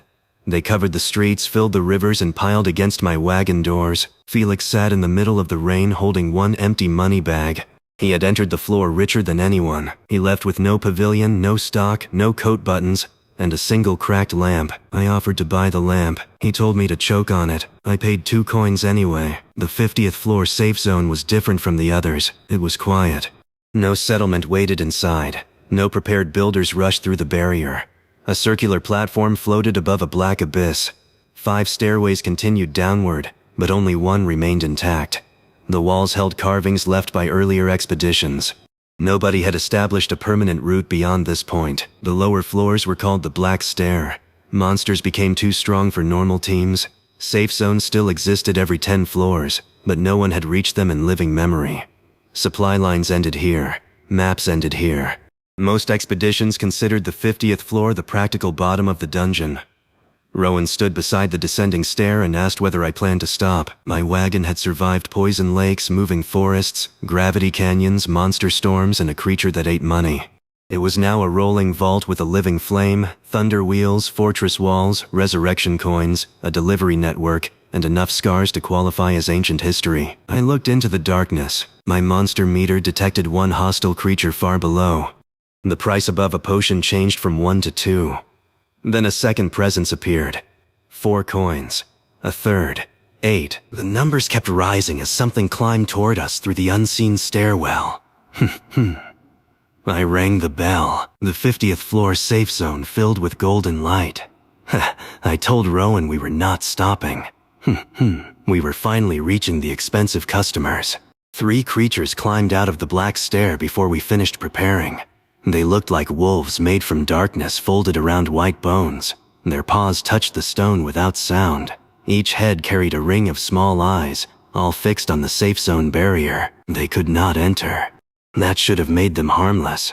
Then one opened its mouth and swallowed the light touching the barrier. A black stain spread across the golden wall. Safe zones repelled monsters, but these creatures consumed the energy from outside. They were not changing the dungeon rules. They had evolved for centuries around the one obstacle they could never cross. The barrier began shrinking. Rowan attacked through the edge. His chains cut one wolf in half, but both halves became smaller wolves. Tessa blasted another from the platform. It fell into the abyss and climbed back up the underside. Splitting them increased the hostile count. My potion price doubled with every new piece. I opened the store inside the barrier, sold Rowan a bundle of light flares, and launched them through remote delivery. The flares struck the wolves and filled their bodies with stored sunlight. Darkness stretched thin around the bones. Ember became a firefox, jumped through the barrier, and bit the brightest one. The creature ignited from within. Every separated piece burned at once. Rowan spun his chains through the swarm, scattering flaming fragments into the abyss. Tessa hammered the platform and sent a shockwave along the underside, knocking the climbing pieces loose. The wolves fell. The barrier restored itself. Then 20 more pairs of eyes opened in the stairwell below. I drove into them. The vault body rolled down the black stair like an armored avalanche. Thunder wheels gripped the steps. Checkout cannons fired light flares. Ember ran ahead as a living torch, and Rowan stood on the roof cutting anything that reached us. Tessa controlled the brakes with her hammer, because the actual brake had surrendered on the 32nd floor.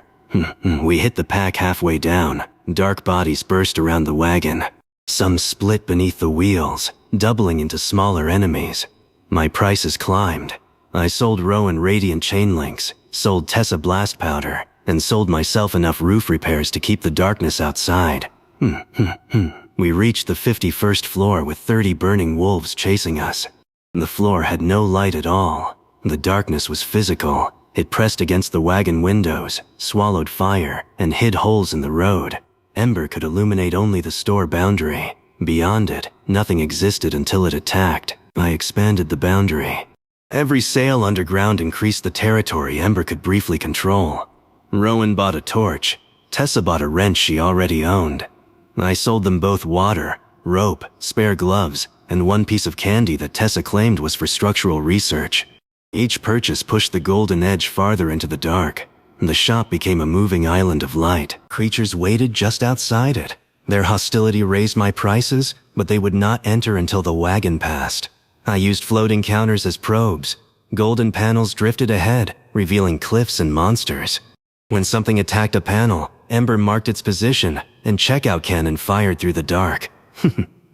We crossed the floor by weaponizing customer service. Bro turned the help desk into radar. The 52nd floor flipped gravity toward whatever creature had the greatest mass nearby. A giant stone predator slept at the center, so every loose object fell toward it. Trees grew sideways. Rivers curved through the air. Expedition remains covered the beast's back like dust. The wagon began sliding the moment we entered. Tessa fired anchors into the wall. Rowan attached chains to distant pillars. Ember shifted inventory to balance the chassis. We moved in short swings around the sleeping creature, using its body as the center of a circular road. Then it woke and stood. Gravity changed direction with every step. The wagon fell upward, sideways, and down in the same 10 seconds. Shelves rotated inside the cabin. Rowan swung around the beast like a moon on chains. Tessa climbed the outside of the wagon while the floor spun beneath her. I tagged our heaviest vault door as inventory and sold it to Rowan whenever we needed to change direction. Remote delivery pulled the door toward him, dragging the entire wagon behind it. He passed the door back. I sold it to Tessa. We steered by throwing ownership across the battlefield. The stone predator charged. I sold the vault door to Ember. She was inside the bell mounted on the roof. Remote delivery launched the door upward, carrying the wagon with it. The beast passed beneath us, reached the edge of the floor, and its own gravity pulled half the cliff onto its back. We escaped through the gate while it argued with geology. The 53rd floor was a vertical forest. Roots hung down through a shaft with no visible bottom. Monsters crawled along them. The next gate sat 1 kilometer below. Tessa unfolded the side sails. We jumped. The wagon dropped through the roots, bouncing from one to another. Rowan rode above us on chains, cutting vine creatures. Ember opened the counters underneath the chassis, so I could sell climbing hooks to trapped expeditions as we fell past them. A giant root serpent wrapped around the wagon. I claimed the section touching my territory, tagged it, and sold it to a customer below. Remote delivery tore 10 meters of living root from the serpent and delivered it as a bridge. The creature recoiled. We dropped free. We reached the bottom with the roof facing down and the wheels facing a direction. Tessa refused to define. Fine 'em, Cliffnuff. The 54th floor tried crushing us between moving walls. The passage narrowed every minute. Expeditions normally raced through before the stone closed. We did not race. Tessa transformed fortress mode into a wedge. Profit fortification thickened the front. Rowan chained the rear to the entrance. When the walls pressed in, I sold stone blocks from one side to customers on the other. Remote delivery punched passages through the closing maze. The wagon moved forward by retail excavation. The 55th floor was a cyclone inside a hollow mountain. Wind lifted monsters, rocks, and entire ruins into a permanent spiral. The exit floated at the top. Our folding sails opened. The wagon became an airship again. We rode the cyclone upward, while hostile creatures circled us. Floating counters moved through the storm, selling goggles, wing charms, and emergency ropes. Rowan fought from the mast. Tessa stood at the front firing anchor bolts into spinning ruins, pulling us from one air current to another. A flying monster swallowed Ember's bell. The entire store went dark. For 1 second, every upgrade stopped. Then the creature's stomach lit orange. Ember expanded into Firefox form inside it, ran out through its mouth, and returned carrying the bell between her teeth. The monster fell past us, smoking from both ends. That bird got turned into an air fryer mid-flight. The 56th floor starved magic. Potions weakened. Enchanted weapons lost charge. Ember flickered again. The only energy source was food consumed inside the floor, but the effect drained calories almost instantly. We turned the wagon into a kitchen. Monster meat entered one side. Tessa's heat vents cooked it. Ember seasoned it by running across the grill. I sold meals through remote delivery to every expedition within range. Each purchase fed the customer and generated enough profit to protect the store from the drain. Rowan ate 17 skewers while fighting a 6-legged beast. He claimed it was tactical. The floating counter showed he had also purchased dessert. The 57th floor petrified anything that remained still. The stone dust did not come from a creature. It filled the air and hardened around unmoving surfaces. Sleeping meant death. Stopping the wagon meant becoming part of the road. We drove for 30 hours. Ember steered while I brewed. Tessa repaired moving wheels without leaving the axle. Rowan ran beside us, using chains to pull exhausted expedition members onto the roof. I sold stimulant drinks at prices raised by the stone insects chasing us. When one thunder wheel cracked, I could not stop to replace it. I sold the broken wheel to Rowan ahead of us. Remote delivery ripped it from the axle. At the same moment, I sold a spare wheel to Tessa standing beside the gap. It launched from storage and locked into place before the wagon dropped. We performed a wheel change at full speed, while being chased by statues that used to be people. The 58th floor stole sound. No voice, bell, explosion, or weapon strike could be heard. Communication vanished. The shop still worked because floating prices were visual. Ember projected simple symbols. Rowan bought items by touch. Tessa communicated mainly through hitting things, so her personality remained unaffected. A sound-hunting beast waited at the exit. It stored every noise the floor had absorbed and released it as force when attacked. Rowan's first chain strike unleashed the combined sound of 30 hours of wagon travel. The blast flattened the road. I realized the beast was carrying something valuable. All the missing sound. I tagged its swollen throat when it entered my territory. Then I sold the stored noise to Tessa for 1 coin. Remote delivery extracted the sound as a glowing sphere and sent it into her hammer. She struck the floor. Every bell, explosion, wheel crash, monster scream, and argument from the previous floor erupted at once beneath the beast. The exit opened after the dust settled.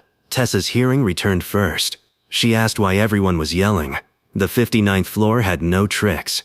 That made it worse. A forest of white bone trees covered rolling hills. Each branch ended in a jaw. Each root moved like a hand.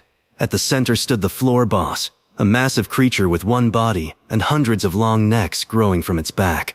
Every neck ended in a different monster head. Unlike the darkness wolves, each head registered as a separate hostile creature. My potion price crossed 1 million before the boss noticed us. The gate to the 60th floor safe zone waited behind it. Rowan tightened his chains. Tessa loaded every cannon. Ember burned brighter than she ever had. I looked at the hundreds of heads and smiled. We had finally found a boss that came with its own customer financing. The many-headed boss attacked with every element at once. One head breathed fire, another spat ice, a third screamed blades of wind. Smaller heads fired poison needles, acid foam, black smoke, and a stream of angry insects that seemed unnecessary even by dungeon standards. The first combined blast erased a hill. We were standing on the next hill. I deployed fortress mode before the shockwave arrived. Vault doors rose around the wagon. The folding sails hardened into layered shields. Thunder wheels formed a rotating barrier. Rowan wrapped his chains around the outside. anchoring the fortress to bone trees. Tessa drove her hammer into the floor and redirected impact through the roots. The blast hit. Every window cracked. The fortress remained. Hundreds of heads turned toward us, my store boundary filled with floating numbers. Each head counted as hostile.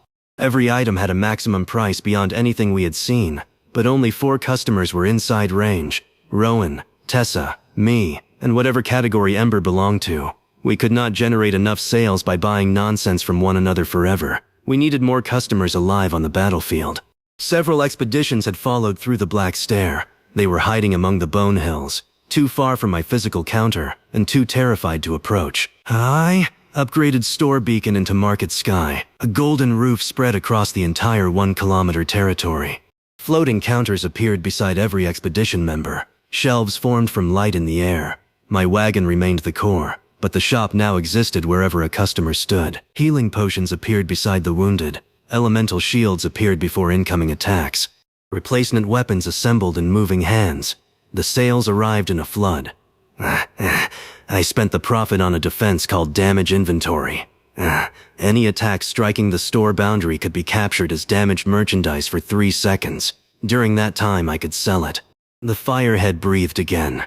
A river of flame hit the golden roof and froze into a glowing product sphere above my counter. Ember stamped it with a tag: fresh boss fire. Slightly used. I sold it to Rowan. Remote delivery launched the entire river of flame along his chain.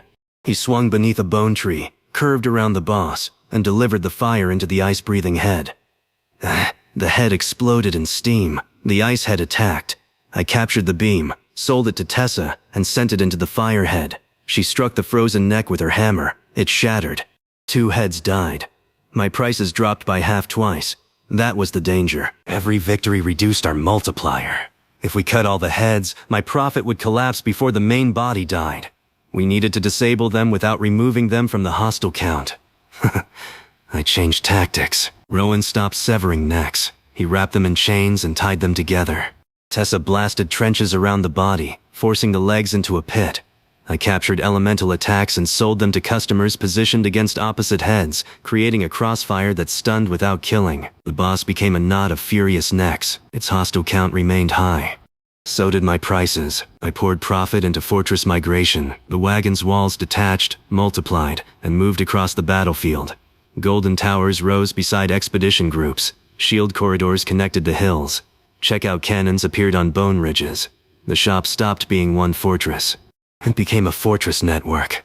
Bro opened a franchise during a boss fight and every branch had artillery. The main body ripped its legs free from the pit. Hundreds of necks lifted the chain knot like a giant ball. Rowan was pulled into the air, still holding both weapons.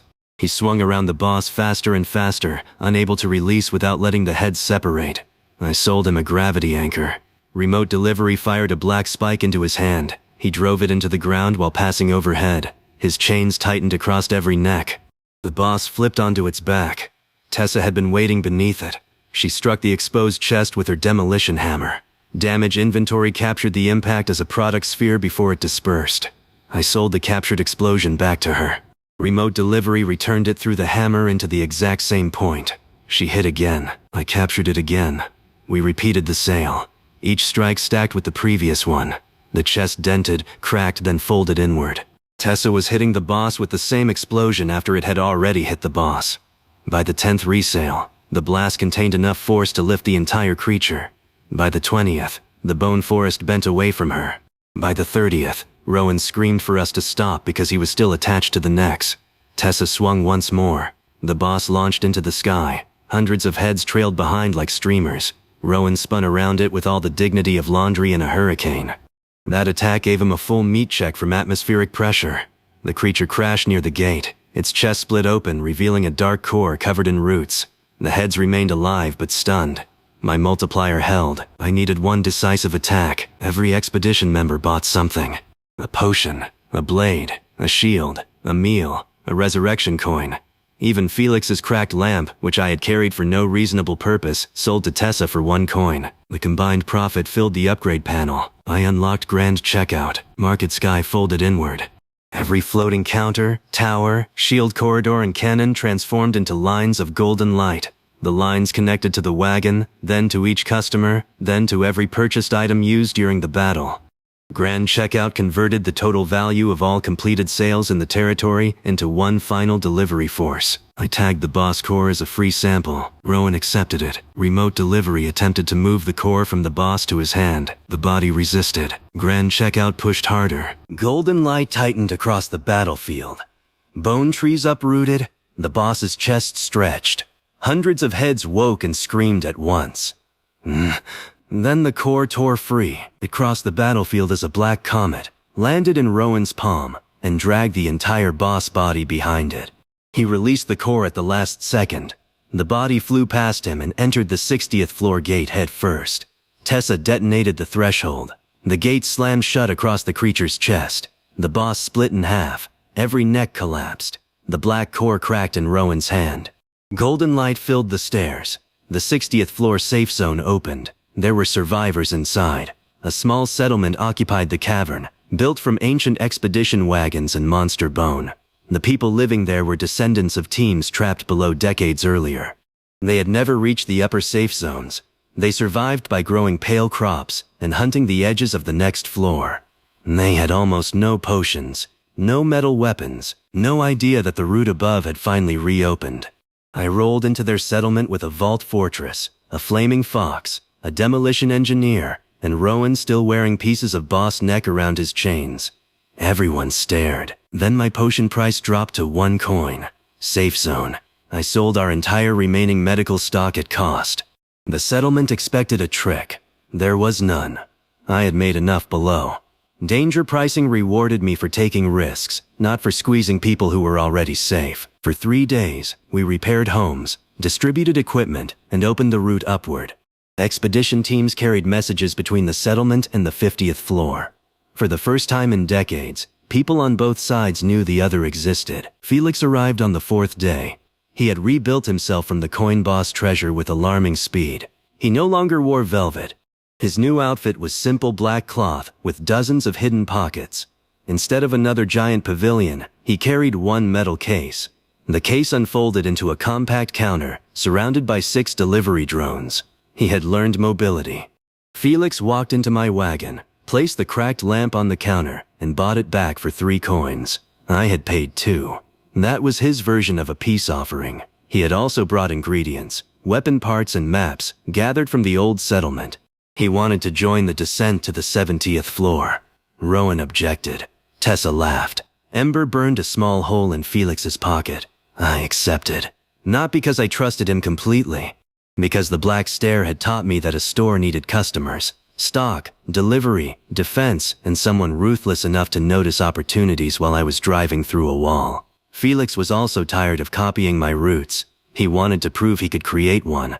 The 5 of us left the 60th floor safe zone together. The 61st floor was an ocean. Black water stretched to the cavern horizon. No islands broke the surface. Pale shapes larger than buildings moved below. The next gate lay somewhere on the seafloor. Tessa looked at the wagon. Felix looked at his metal case. Rowan looked at me as if daring me to say something stupid. I rang the bell. The wheels folded inward. Vault doors sealed the windows. Serpent rings tightened around the chassis. Folding sails became fins. Checkout cannons rotated toward the front, and market sky compressed into a glowing air bubble around the store. Carter's last stop rolled into the ocean and sank. We had opened the dungeon's first underwater convenience store. The ocean tried crushing us before the first customer appeared. Pressure wrapped around the wagon. Metal groaned. Cracks crawled across the glass. The glowing air bubble compressed until the roof nearly touched our heads. Tessa struck the floor with her hammer.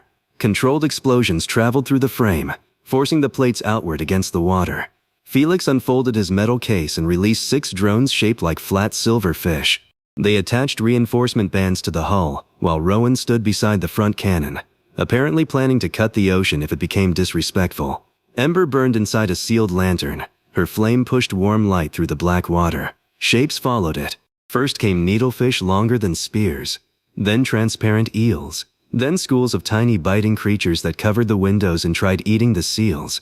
Each counted as hostile. The maximum price of an air bottle rose from 1 coin to thousands before we reached the seafloor. That was fortunate because several expedition teams had followed us inside crude diving bubbles. Their air was already running out. Market Sky became Market Sea. Golden counters floated through water, each surrounded by a small air pocket. Customers swam to them, bought oxygen bottles, pressure potions, and weighted boots, then received the items through glowing currents. Felix's drones delivered physical stock. Ember directed remote delivery. I controlled price and production. For the first time, our two stores operated as one machine, without either of us trying to steal the steering wheel. It lasted 11 minutes. Felix noticed one customer willing to pay more than my listed price, and raised the drone's offer mid-delivery. I redirected the customer to my counter. He redirected the drone. The two deliveries collided, burst, and filled the ocean with enough healing mist to cure a passing shark of a scar it had since birth. Bro started a price war underwater and gave free healthcare to seafood. We agreed not to change prices during active delivery. The 61st floor gate sat inside a trench. A colony of shell creatures covered the path. They snapped at anything carrying light. Ember dimmed herself, but then our customers could not see. I listed darkness cloth through every floating counter. Customers bought it and wrapped their lamps. Remote delivery formed a line of covered lights leading into the trench. The shell creatures remained calm until we were directly beneath them. Then Felix's cracked lamp turned on by itself. It was still connected to a damaged thunder crystal. Every shell opened. Thousands of teeth filled the trench. Tessa converted the submarine fins into saw blades. Rowan extended his chains through water and pulled the wagon forward. I captured incoming bites with damage inventory. Each frozen jaw became a product sphere for 3 seconds. I sold the attack back to a different shell creature. The trench became a feeding frenzy where every monster bit its neighbor through retail delivery. We reached the gate carrying half the colony on our roof. The 62nd floor was a vertical current flowing downward. Anything entering was dragged toward a field of stone spikes. The gate waited behind the current on the opposite wall. Tessa aimed the front cannons upward and fired water backward. Felix drones locked around the hull. Rowan chained us to drifting ruins. We crossed in short bursts while sea predators rode the current toward us. I sold ballast stones to expedition divers above. Remote delivery pulled them down through the current like anchors. When the stones reached the customers, the delivery paths formed temporary lanes of stable water. People moved through those lanes behind the wagon. A giant ray blocked the final gap.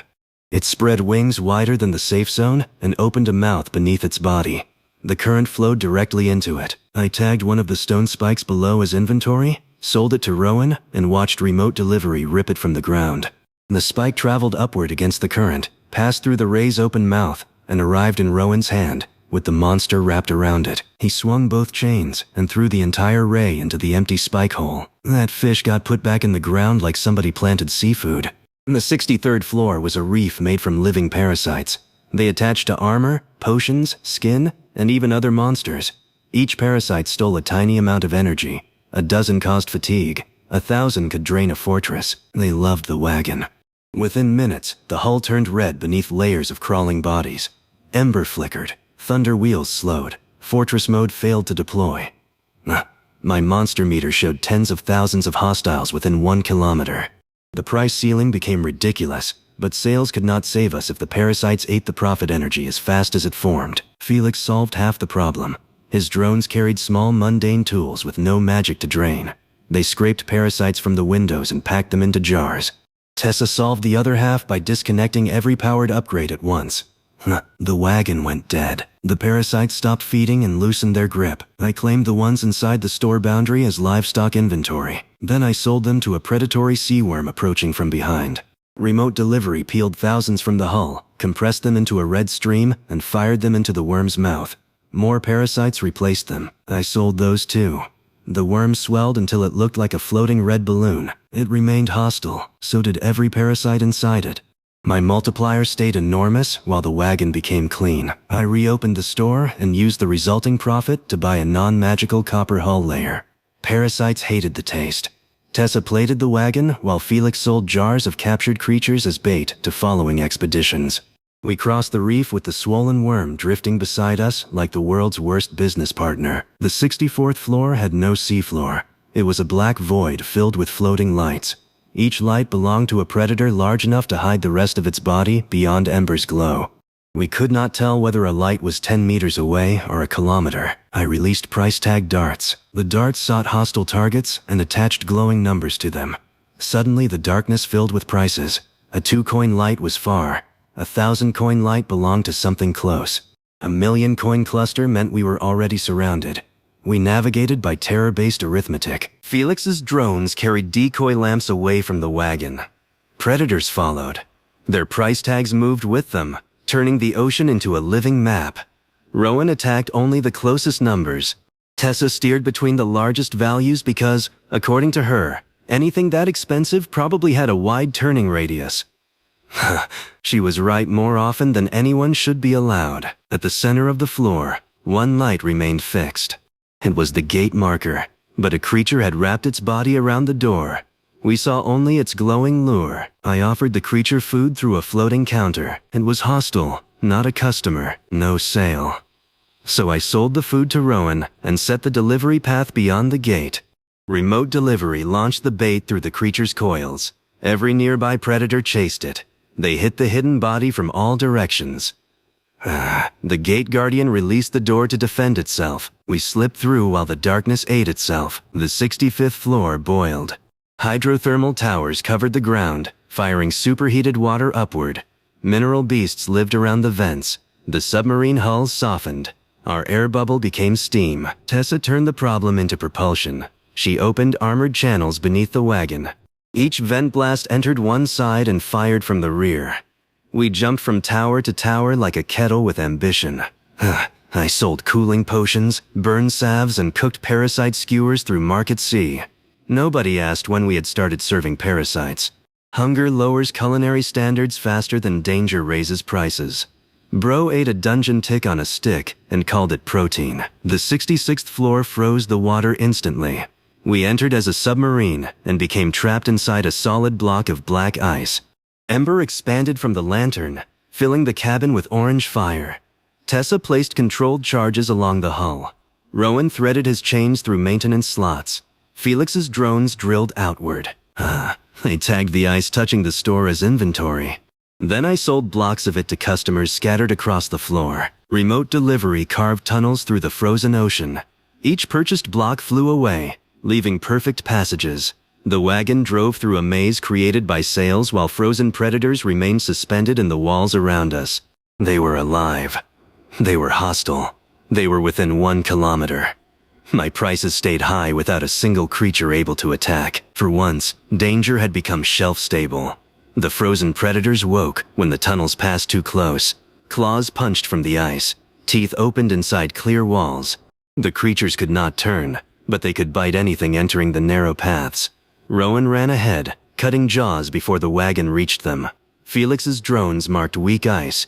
Tessa angled the thunder wheels sideways and drove along tunnel walls whenever the floor became crowded. At the final barrier, a frozen sea dragon blocked the gate from floor to ceiling. Killing it would have taken hours. Melting it would have released every other predator nearby. I claimed the ice around its head, sold that block to Tessa, and let remote delivery extract the dragon like a cork. The monster shot backward through 3 tunnels and landed in the customer's air bubble. Tessa looked at the sea dragon filling every available centimeter around her. Then she bought a second block located beyond the gate.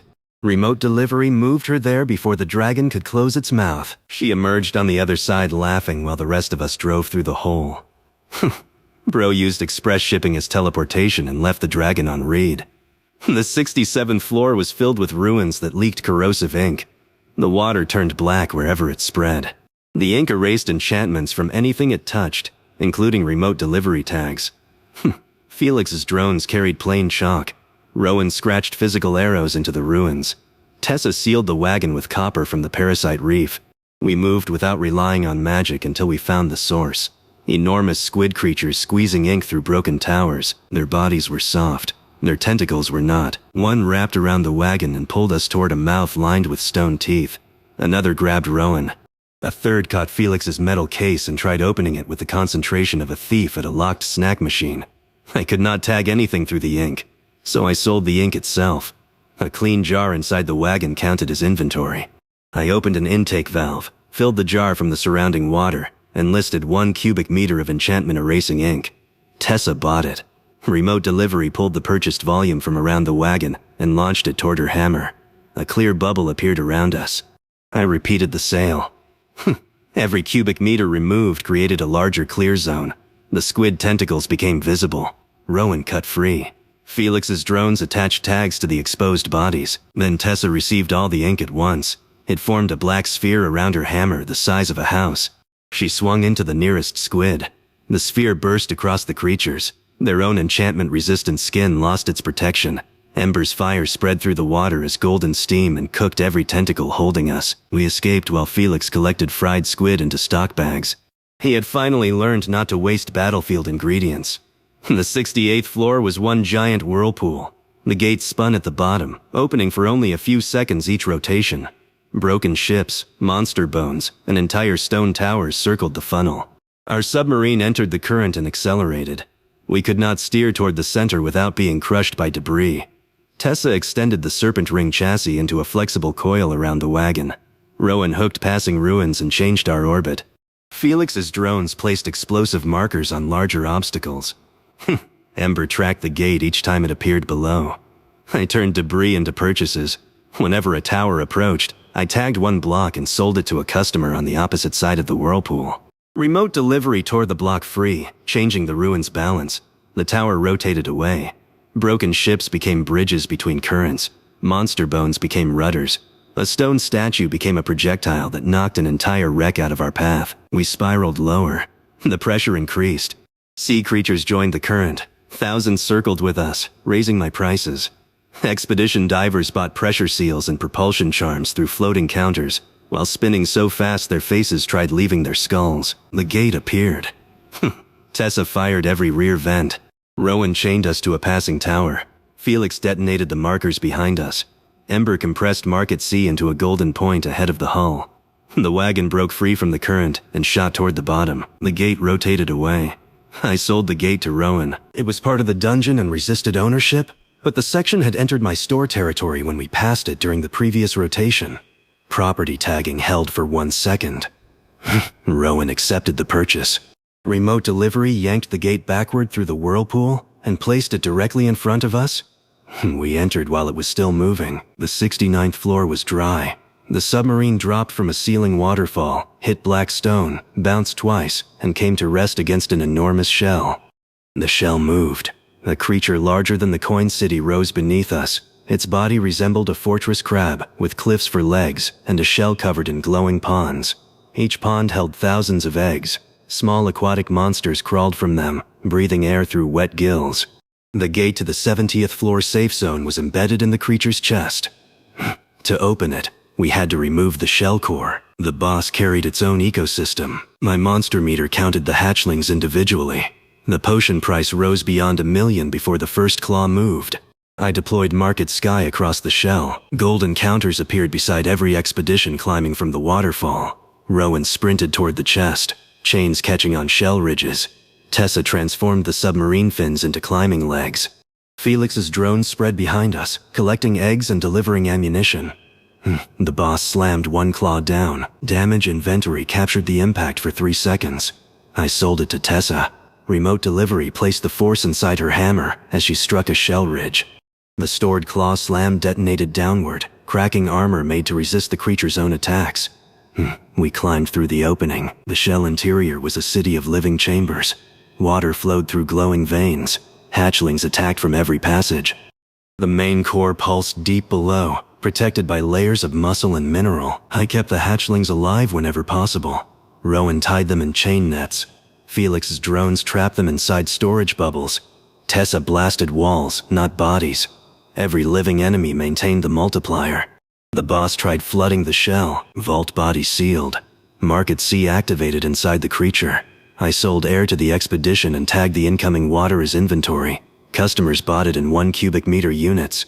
Remote delivery shifted entire floods into empty chambers, changing pressure inside the boss. One side of the shell expanded. The other collapsed. The creature stumbled. We reached the core chamber while the fortress crab fought to remain standing. The core was a pearl larger than my wagon, connected to hundreds of glowing tubes. Rowan attacked the tubes. Tessa prepared a full hammer strike. Felix opened his metal case and revealed every explosive material collected from the ocean floors. I stopped them. Destroying the pearl would kill the boss, but it would also kill the hatchlings and collapse my multiplier before we could survive the shell's deathfall. We needed to remove the core without ending the ecosystem immediately. I tagged the pearl as inventory. Its value exceeded my current territory limit, so we raised the store's value. Felix sold all his ocean stock through Market C. Rowan bought reinforced chains, pressure armor, and a resurrection coin. Tessa bought every explosive in Felix's case, then sold half back because she enjoyed making the counterspin. Expeditions across the shell purchased evacuation bubbles and emergency glide cloth. Profit fortification expanded. The tag closed around the pearl. I listed it for 1 coin. Ember bought it. Remote delivery pulled the core toward the bell. The pearl compressed into a white sphere, tearing every tube from the chamber. The boss screamed. The shell tipped sideways. Hatchlings flooded the passages. Ember swallowed the sphere. Her tiny flame became white and grew until a blazing bird shape filled the chamber. Wings spread through the walls. Her fire did not burn the shop. It burned the hostile energy connected to the pearl. The boss's legs failed.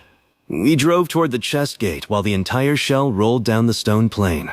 Rowan swung ahead, cutting paths. Tessa blasted openings through collapsing chambers. Felix's drones carried customers in evacuation bubbles. I sold direction charms to people who no longer knew which way was outside. The fortress crab hit the cavern wall. Its shell split. Our wagon erupted from the chest in a wave of water, hatchlings, broken armor, and white fire. The embedded gate tore free with us. Tessa hammered it upright. Rowan chained it to the floor. Ember released the pearl into the lock. The 70th floor safe zone opened.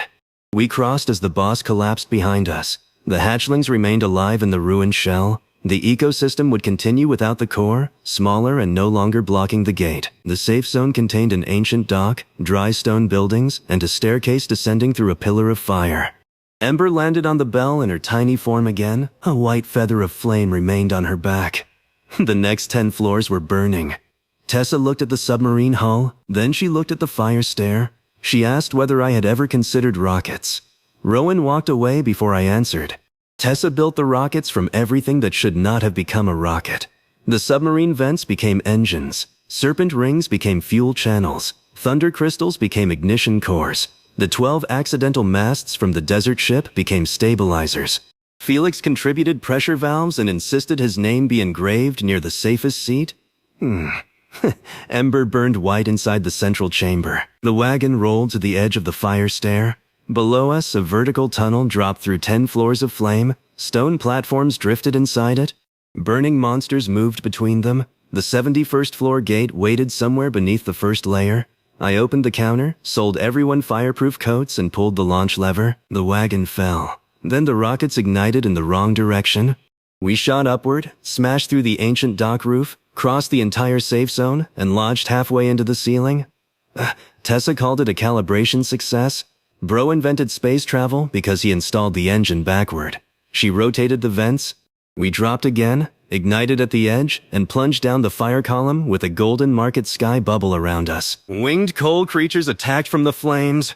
Each impact added heat to the hull. Tessa redirected that heat into the engines. The more monsters struck us, the faster we descended. Customers on drifting platforms bought cooling potions and escape lines. Remote delivery carried them upward against the fire, while our wagon moved down like a burning elevator. The 71st floor gate spun around the shaft wall. Rowan jumped onto it, anchored his chains, and swung the wagon through the opening. The rockets clipped both sides. We entered the next floor sideways. The 72nd floor rained lava from a red ceiling. Rivers flowed upward from the ground and collided in mid-air, creating floating spheres of molten stone. Fire beasts leaped between them. We used the wagon as a skillet. Tessa unfolded the copper hull into a wide curved shield. Lava landed, spread across it, and heated the brewing system. I produced potions without fuel. Felix cooked ocean stock on the outer plates and sold meals through delivery drones. Ember ran across the molten surface as a white fox, guiding the lava toward the engines. A fire beast landed on the roof. I tagged the lava beneath it, sold the molten slab to Rowan, and launched both through remote delivery. Rowan received a flaming platform with the creature still standing on it. He kicked the beast off, rode the slab across the cavern, and cut open the gate mechanism while surfing on liquid rock. He returned pretending that had not been the coolest thing he had ever done. The 73rd floor contained gray moths that ate time from objects. A new sword became rusted in seconds. Potions spoiled. Armor aged into flakes. The moths swarmed anything recently created and ignored ancient stone. Our wagon was mostly new upgrades. They attacked it like rent was due. Ember's white flame slowed them, but there were too many. Every second stripped years from the hull. Tessa repaired plates, only for the repairs to age instantly. Felix moved stock into ancient clay jars found in the ruins. Rowan wrapped his chains in old burial cloth, so the moths ignored them. I claimed a collapsed stone tower as store inventory and sold it to myself in sections. Remote delivery layered ancient blocks around the wagon. The moths lost interest because the shell had existed for centuries. Then I listed fresh decoy swords for 1 coin and delivered them past enemy nests. The moths chased each blade, aged it into dust, and remained clustered around the delivery point. Their numbers raised my prices while their hunger kept them away. We crossed inside a ruin, moving on rocket wheels. That wagon had more ancient bricks than a fake luxury apartment renovation. The 74th floor was a furnace maze. Metal creatures lived inside walls and repaired any damage by consuming nearby weapons. The more we attacked, the stronger the maze became. I stopped using weapons. Felix sold ceramic hammers, glass blades, and bone tools. Rowan hated all of them. Tessa loved the ceramic charges because explosions did not care what the casing looked like. We broke passages without feeding the walls. Oh? At the center, a furnace beast swallowed 1 checkout cannon before I could retract it. The cannon became part of its body. It fired my own inventory at us. Potions, bolts, ropes, and cooked parasite skewers blasted through the maze. Ember caught the useful items with floating counters. Tessa dodged a barrel. Rowan cut a flying sandwich in half because battle instinct had replaced common sense.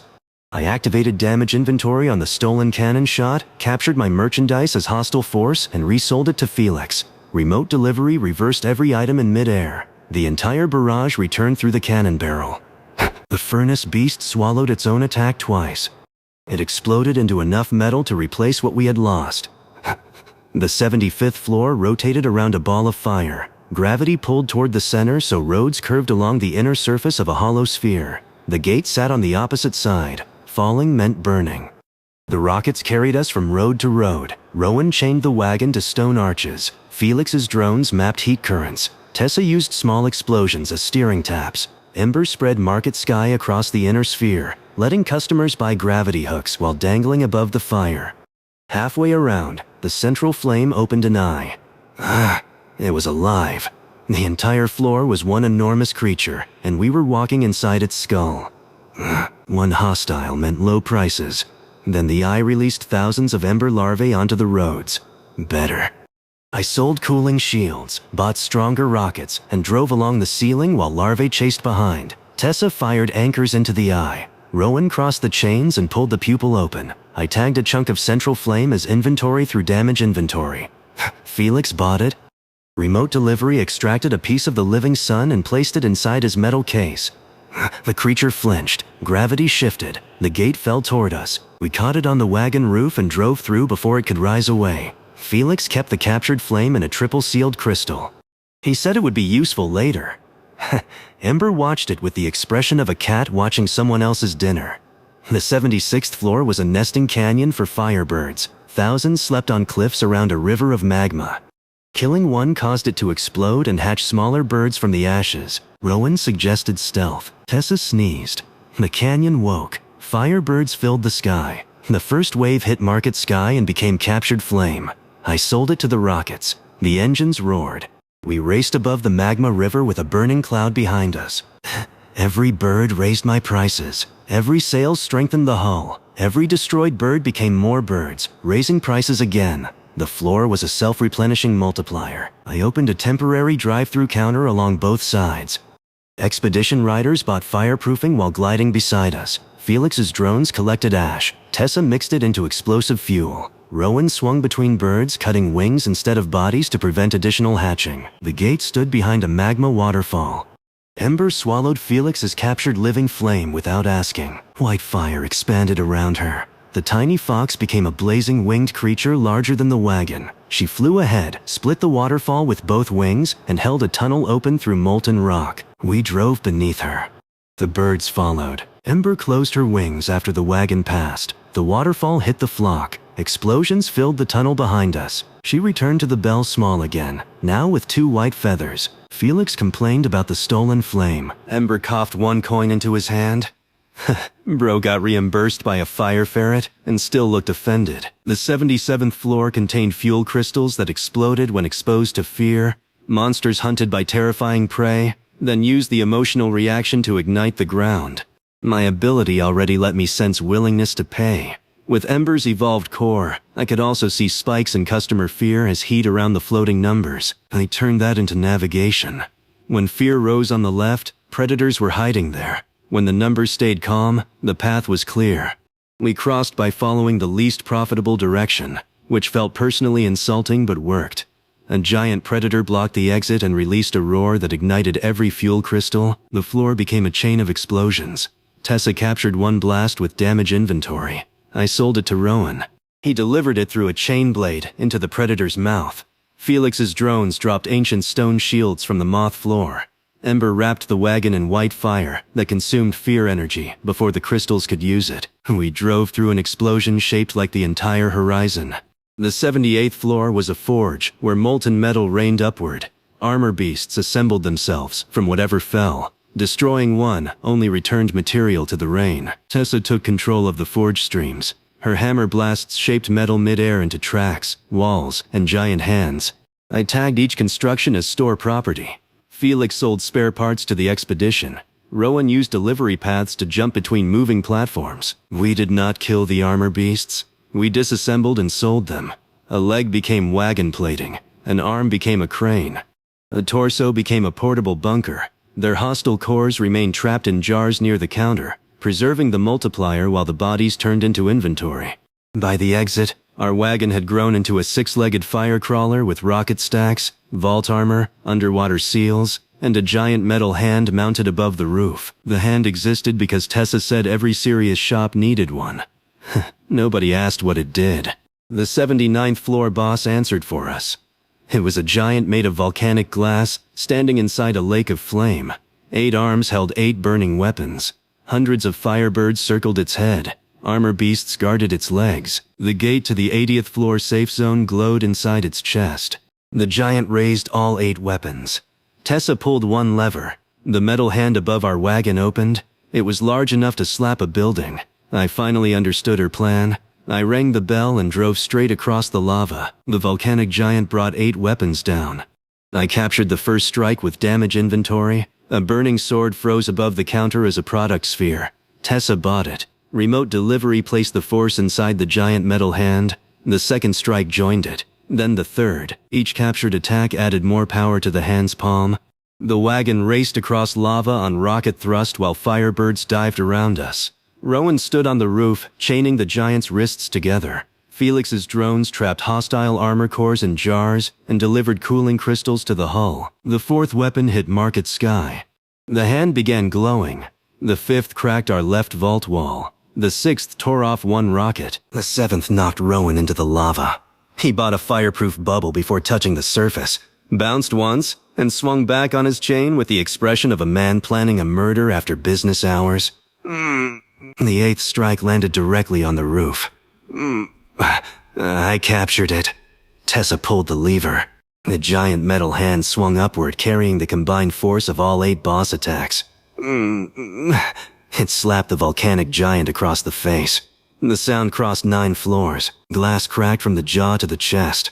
4 arms flew into the fire lake. The boss spun once, lost balance, and fell against the cavern wall. The gate inside its chest became exposed. Bro got hit with the divine meat check. Every ancestor felt that palm. The firebirds swarmed us. Their numbers kept prices high. I opened every counter. Expeditions bought cooling shields, replacement weapons, and resurrection coins. Profit Fortification repaired the lost rocket and expanded the giant hand into 2. The wagon climbed the fallen boss. One hand gripped a glass ridge. The other pulled us higher. Tessa hammered cracks open. Rowan ran along the chest, cutting burning tendons. Felix's drones carried jars of hostile armor cores, maintaining the monster count near our store, even when the guards fell behind. The boss began healing from the lava. Ember flew from the bell in her winged form and absorbed fire entering the cracks. Her white feathers multiplied. The giant cooled from red to black. Movement slowed. I tagged the exposed gate as inventory for 1 second and sold it to Rowan standing beyond the chest cavity. Remote delivery ripped the door outward. The boss core came with it. Tessa crossed both metal hands and clapped them around the core. The volcanic giant shattered into a storm of black glass. Fortress mode covered the wagon as fragments rained down. We drove through the open gate and entered the 80th floor safe zone with a pair of giant hands still applauding behind us. The safe zone was an empty cemetery. Stone markers filled the cavern, but no bodies rested beneath them. Every marker carried the same warning carved in different languages. The next 9 floors belonged to death, and the 90th belonged to whatever collected what death left behind. I sold no potions there. We repaired the wagon, restocked resurrection coins, and converted the jars of armor cores into stable hostile batteries. The cores remained dangerous creatures, but sealed containers prevented escape. They counted toward my multiplier only when released. Carrying them through a safe zone did nothing. Tessa installed a release chamber beneath the wagon. Felix called it artificial demand. I called it emergency market activation. Rowan called it exactly what it was, bringing monsters with us on purpose. He still helped secure the locks. The 81st floor covered everything in gray dust. Dead monsters rose wherever the dust touched bone. They were not copies of people. They were incomplete creatures assembled from whatever remains lay nearby. 6 legs from one beast, 3 jaws from another, wings attached backward, tails where basic anatomy had clearly given up. Killing them created more pieces. We used nets, chains, and capture jars instead. Every restrained creature stayed hostile and kept prices high. The wagon moved behind a growing procession of bound bone monsters, dragged by Rowan's chains. It looked like death had opened a parade and we were selling refreshments. The 82nd floor erased body heat. Skin froze without ice. Fire weakened. Ember shrank despite her white feathers. I sold heat stones, shared blankets, and concentrated soup through Market Sky. Felix's drones carried hot containers from the rocket engines. Tessa built a heat loop through the bound monsters, using their remaining energy to warm the wagon. A cold beast touched Rowan and stopped his heart. The bell rang. His last breath coin formed before he hit the ground. I had prepared one for him at the safe zone. His light entered the metal, leaving his body silent on the frozen road. For the first time, Rowan was not there to protect the store. Every monster nearby sensed weakness. They attacked together. Tessa took the roof. Her hammer created rings of fireless force. Felix controlled the delivery drones and moving counters. Ember wrapped herself around Rowan's body, using white flame that gave light without heat. I sealed the wagon and drove while operating the repair table. The cold had damaged every organ at once. A potion would not be enough. I captured the freezing attack with damage inventory after it struck the hull, tagged it, and sold it to one of the bound bone monsters. Remote delivery pulled the cold out of Rowan's body as part of the purchased attack and transferred it into the creature. His heart remained stopped. I used a thunder crystal from the ocean pavilion, connected it to the table, and rang the checkout bell against his chest. The shock restarted his heart. I broke the last breath coin. Light returned. Rowan inhaled, opened his eyes, and immediately asked how much it had cost. I told him more than his duck ring. He closed his eyes again. Bro came back from death and still remembered the bath time slander. The 83rd floor contained flowers that drank memories from anyone passing nearby. Victims forgot paths, skills, and eventually their own bodies.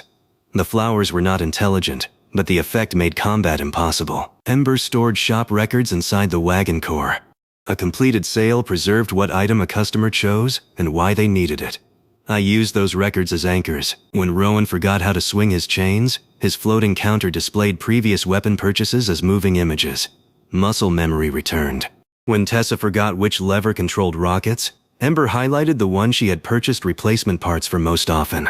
When Felix forgot his own prices, he became pleasant for nearly 30 seconds. I navigated by our purchase history, using memories attached to real moments of survival. At the center, a giant flower released a wave that erased my name. I knew I owned the wagon. I knew I could sell. I knew the people beside me mattered. I did not know who Carter was. Then the bell rang. The sound carried every dangerous sale I had made. 8 coins near slimes. Antidotes beneath the spider swarm. Socks on the ape bridge. The poison queen. The desert ship.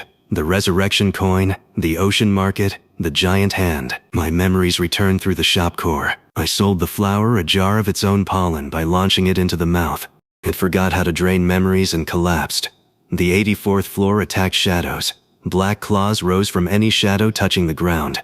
More light created sharper shadows, so Ember's flame made the danger worse. We surrounded the wagon with hundreds of tiny lights from every direction. Shadows overlapped until none had a clear edge. Felix's drones carried lamps in a rotating sphere. Tessa fired flares beneath us. Rowan fought inside the wagon's own shadow, cutting claws before they formed. The 85th floor was a field of giant ribs. Invisible pressure pressed downward between them, increasing with every heartbeat.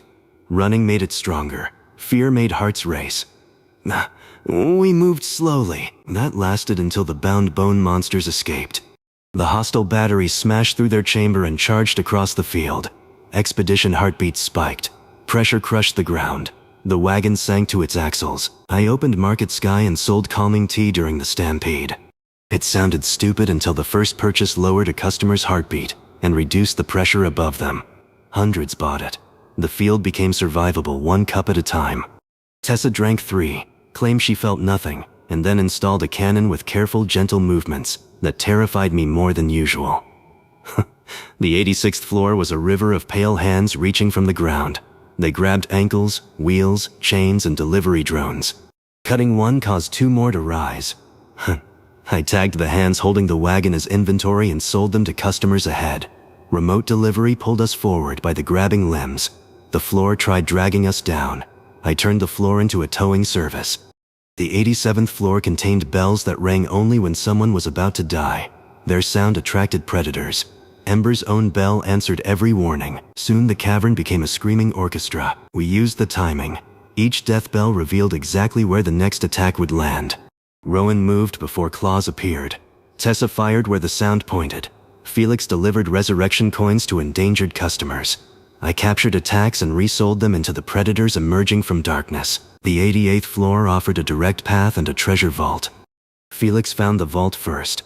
Inside rested enough crystals to rebuild his old business 100 times. The direct path began collapsing while he stood at the door. Months earlier, he would have taken the treasure. He closed the vault, used his drones to hold the path, and saved the customers crossing behind us. I did not praise him. Ember gave him back the coin she had coughed up on the fire floors. He kept it. The 89th floor boss waited in a cathedral of bones. It wore no armor. It had no face. Its body was a tall, empty shape, filled with floating lights stolen from dead expeditions. Every light was a life it had prevented from returning. Our resurrection coins began cracking the moment we entered. The boss raised one hand. Rowan's newly restored heart stopped again. So did Tessa's. So did Felix. 3 last breath coins formed at once. Their lights flew toward the boss. Ember caught them in her white wings before they could be stolen. I stood alone behind the counter, while every hostile creature on the floor turned toward me. The faceless boss pulled at the lights in Ember's wings. She dug her claws into the counter. White fire stretched between us. Rowan's life spark burned dark red. Tessa's flashed orange. Felix's flickered gold. Their bodies lay around the wagon without a heartbeat. The boss stepped closer. Every stolen light inside its hollow body screamed without sound. I opened the hostile battery chamber. Captured armor cores, bone creatures, and sea parasites spilled beneath the wagon. They were weak compared with the boss, but everyone was alive, angry, and within 1 kilometer. My monster meter climbed. The maximum price above each last breath coin rose from thousands to millions. The customers were not conscious in the normal sense. Their life spark still wanted one thing: return. Floating counters appeared inside Ember's wings. 3 products became available: repaired body, protected soul path, immediate revival. Rowan's light purchased first. His remaining coins, spare chains, and a boss crystal vanished from storage. Profit flooded the shop. I bought Soul Vault. Black doors unfolded around Ember, shielding the 3 sparks from the boss's pull. Tessa's light purchased next. Her demolition materials, metal stock, and half-finished cannon entered payment. I bought Life Forge. The wagon floor opened into 3 repair tables.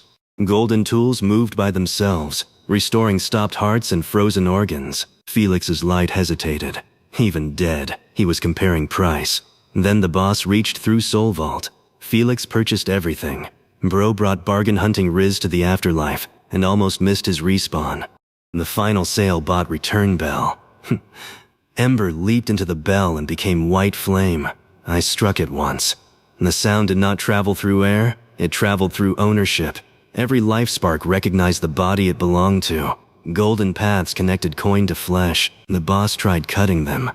I captured the soul-stealing pull with damage inventory. For 3 seconds, death itself became merchandise. I sold it to the faceless boss for 0 coins. A hostile creature could not accept a normal sale, but damage inventory allowed a captured attack to be assigned as unwanted delivery if its original owner remained inside my territory. The boss had created the pull. It owned the attack. Remote delivery returned it. The force reversed into the hollow body. Instead of stealing 3 sparks, the boss ripped every trapped light from itself. Thousands burst into the cathedral. Some vanished upward. Some entered old bones. Some circled the return bell as grateful fireflies. The boss collapsed inward, suddenly empty. I broke Rowan's coin. His chest rose. I broke Tessa's. She opened her eyes while the repair table was still rebuilding one sleeve and asked whether the cannon had survived. I broke Felix's. He sat up, checked his pockets, and looked personally betrayed by the cost. The faceless boss reached for them again. Rowan's chains wrapped its arm. Tessa's surviving cannon unfolded from beneath her table. Felix's drones rose from the floor.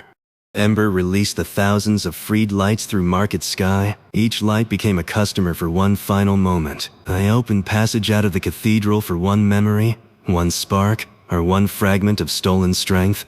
They accepted. Grand checkout ignited.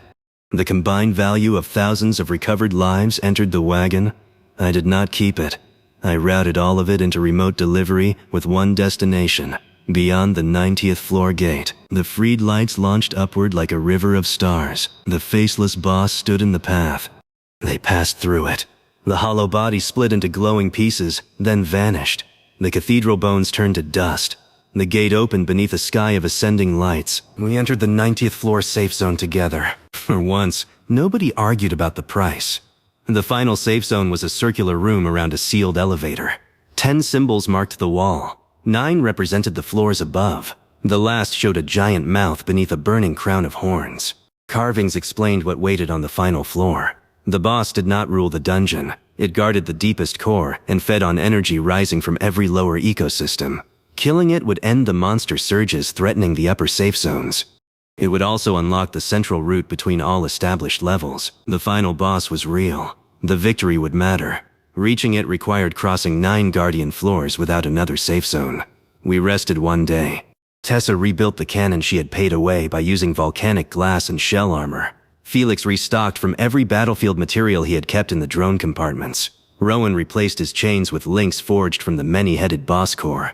Ember fused her white feathers into the bell, turning it silver at the edges. I spent all stored profit on one final transformation. Carter's last stop became a mobile citadel. The wagon expanded into 3 connected sections. The front held rocket drills and giant hands. The center contained the market, repair tables, brewing station, life forge, and return bell. The rear carried hostile batteries, delivery drones, ammunition, and folding fortress towers. Thunder wheels could become legs, fins, wings, or shields. Market Sky covered 1 kilometer. Grand checkout waited beneath the counter. The onion painting appeared again on the rear door. I stopped fighting it. Some curses deserve respect. We entered the 91st floor. A field of blades grew from the ground and attacked anything moving faster than a walk. Slow movement avoided them, but a herd of horned monsters chased from behind.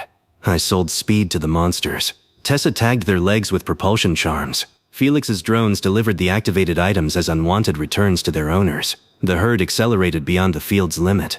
Thousands of blades rose and shredded them while our citadel moved slowly through the center. Their hostile count stayed high until the last moment, giving me enough sales to upgrade the wheel shields before the blade storm reached us.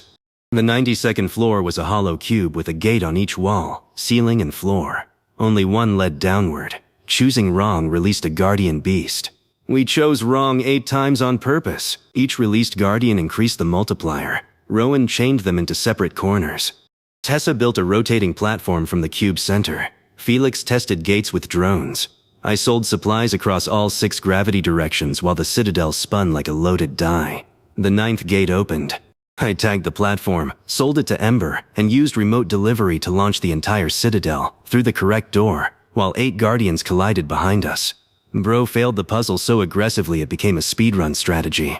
The 93rd floor contained rain that turned thoughts into physical objects. Fear created claws. Anger created fire. Doubt created pits beneath people's feet.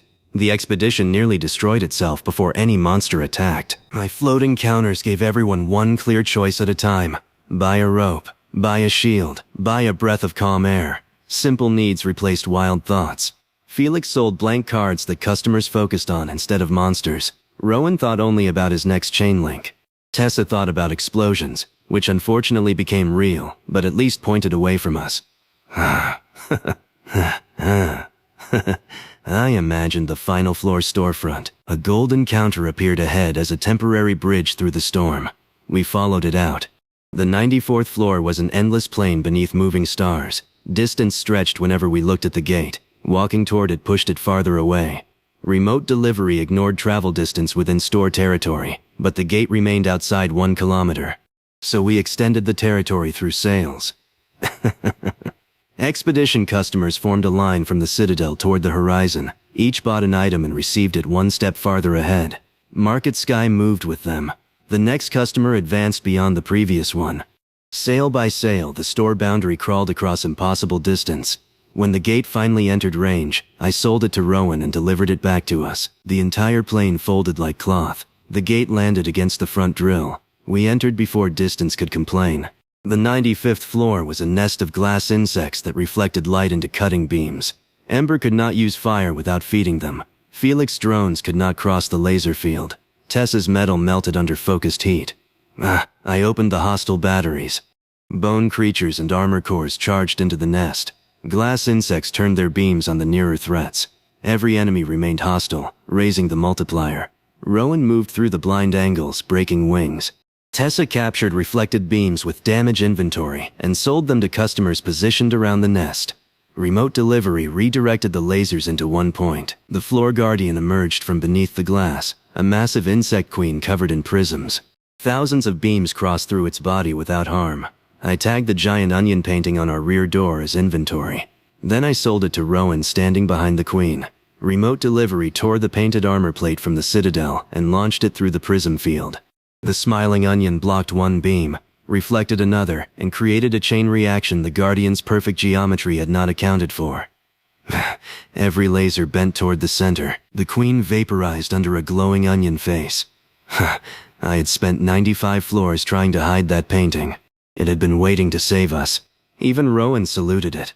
The 96th floor was a city being torn apart by wind. Stone buildings floated in a permanent cyclone. Streets spun around towers. Roofs passed beneath us like moving platforms. The gate sat inside a fortress at the center, but reaching it meant crossing air filled with predators and debris. Tessa deployed the folding wings. Thunder wheels rotated into turbines. The citadel lifted. Market Sky expanded around us, catching expedition members in golden air lanes.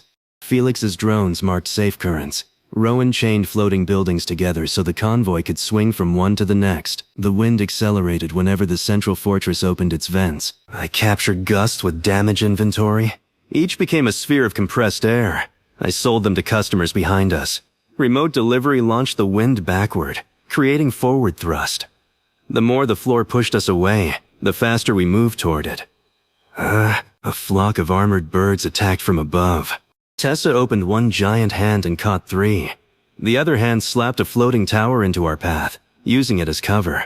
Felix tagged the tower as temporary stock. I sold it to Rowan beyond the fortress wall. Remote delivery carried the entire building through the gate defenses, with our citadel attached behind it.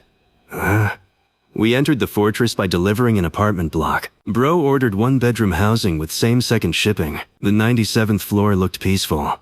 Warm grass covered a wide valley. Clear water ran between low hills.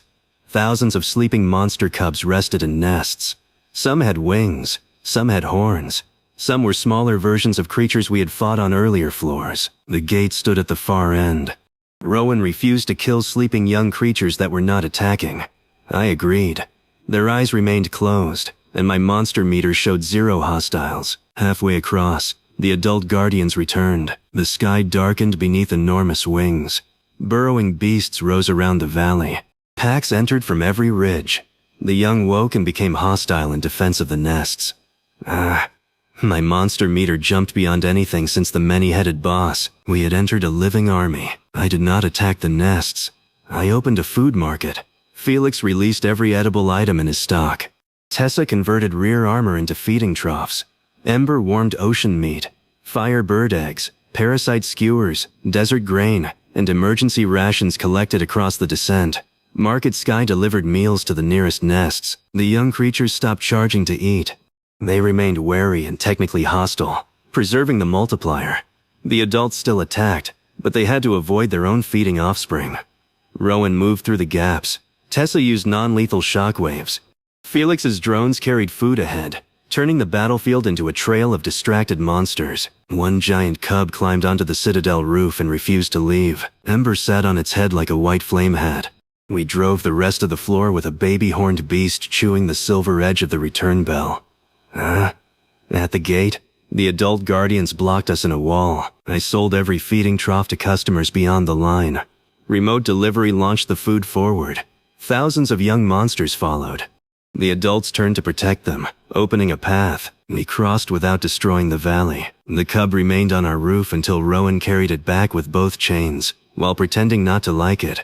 The 98th floor was a single creature. The gate opened onto skin stretching beyond the horizon. Mountains rose and fell with breathing. Rivers of blood flowed beneath transparent membranes.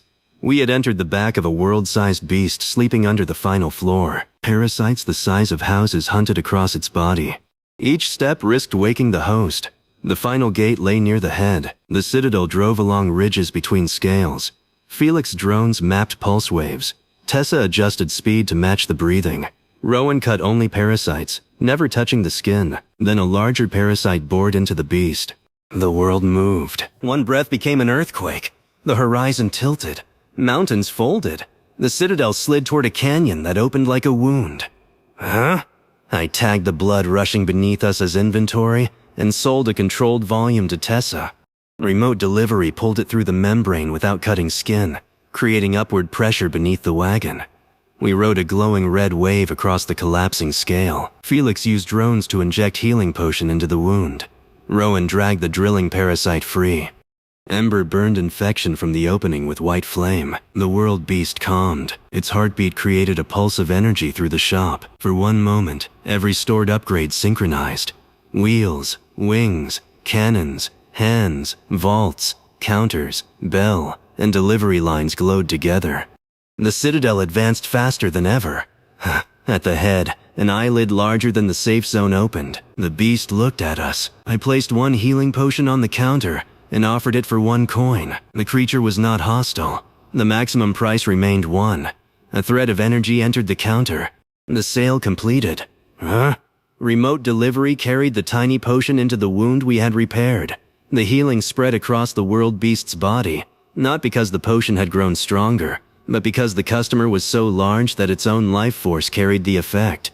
The beast closed its eye and lowered one horn toward the final gate. We drove across it like a bridge. The 99th floor contained one road. No traps waited. No swarm moved in the dark. A straight path led through a field of black pillars to a door taller than any building above. Felix said that made him nervous. Tessa said the lack of explosions felt unnatural. Rowan watched every pillar. Ember's bell rang once. The pillars opened. Each contained a guardian chained upright inside stone. There were 19. All had different bodies, weapons, and elemental cores. A 20th presence waited beyond the final door.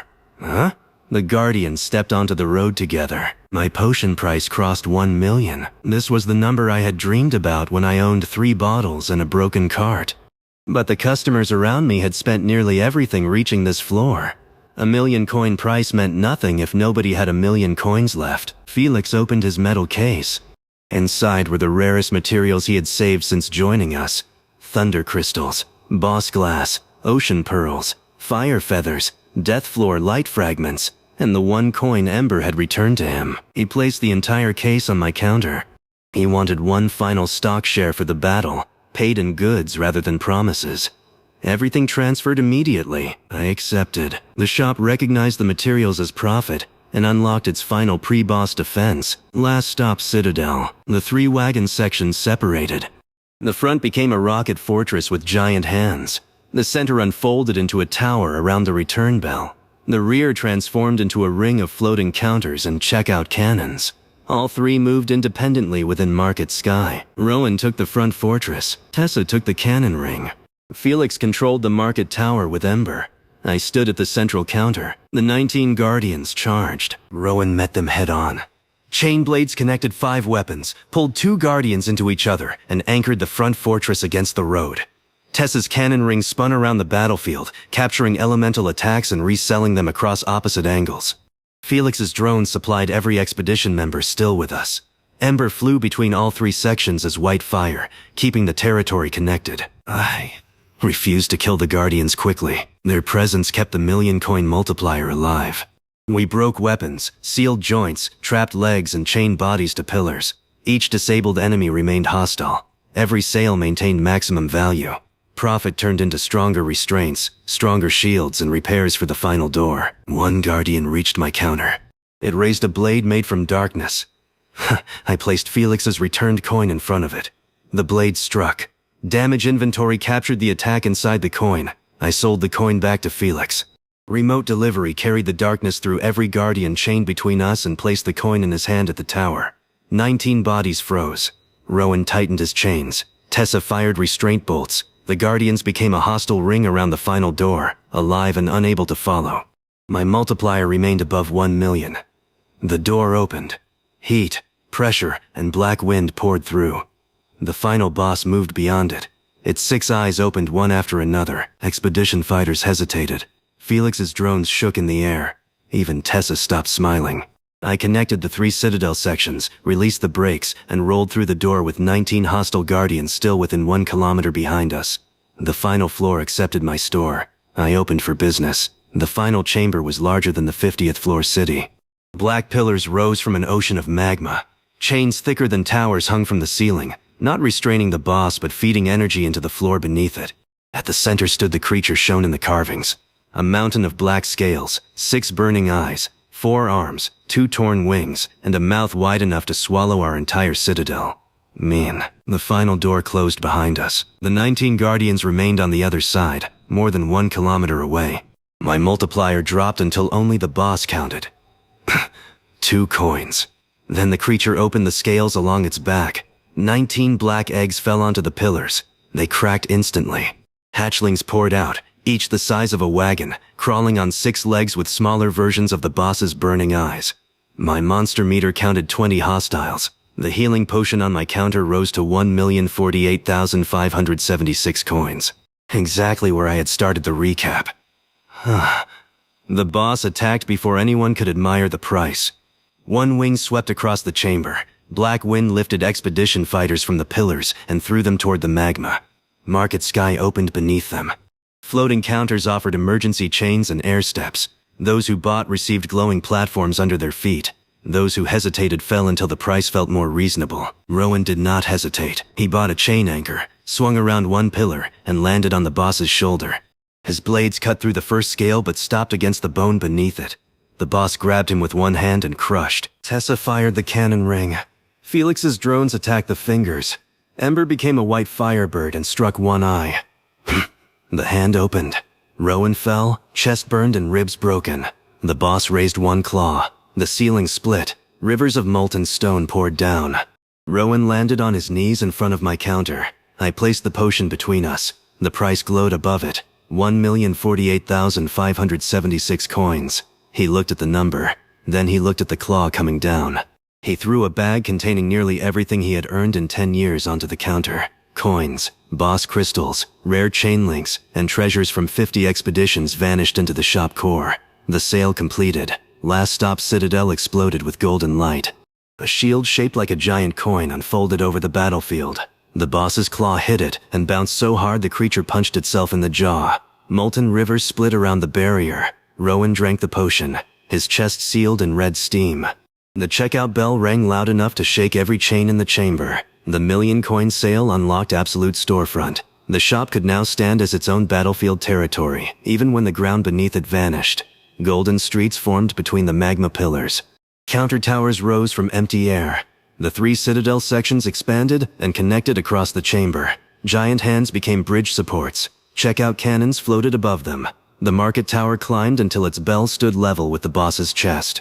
I had not opened a shop beside the final boss. I had opened a shopping district around it. Bro watched one potion sale trigger urban development. The hatchlings attacked the new streets. I ordered everyone not to kill them. Tessa used shock rounds to break legs. Rowan chained groups to pillars. Felix's drones lured them with ocean meat and trapped them inside moving cages. Ember circled overhead, using white fire to herd without burning. Keeping 19 hatchlings alive was harder than killing them, but everyone doubled the price ceiling. The million-coin market remained active. The boss breathed black fire across the district. Damage inventory captured the front edge. The attack was too large to hold as one product, so Ember split it into thousands of smaller spheres. Floating counters offered 1 serving of final boss flame to every customer. They bought. Remote delivery reversed the fire into a storm of black comets. Rowan redirected them with his chains. Tessa loaded them into the cannon ring. Felix's drones placed delivery markers across the boss's wings. The purchased fire struck its owner from every direction. Scales peeled away. The boss screamed and released a pressure wave that shattered weapons across the chamber. Swords broke. Spears snapped. Bows folded. Rowan's left chain disintegrated into glowing dust. My replacement rack activated. A million-coin maximum changed what the rack could create. Profit Fortification no longer offered plain steel. It offered weapons built from everything the store had survived. Rowan bought a chain blade forged from volcanic glass, sea dragon teeth, thunder crystal, and 1 link from his old weapon. Remote delivery assembled it around his arm while he ran. The chain burned white, carried lightning through water vapor, and cut a trench across the boss's chest. Tessa bought a hammerhead, made from compressed Coin City metal and World Beast horn. It arrived above her, already falling. She caught the handle, swung once, and removed one of the boss's lower arms. Felix bought no weapon. He bought an additional counter. The new counter unfolded on the boss's back after a drone landed there.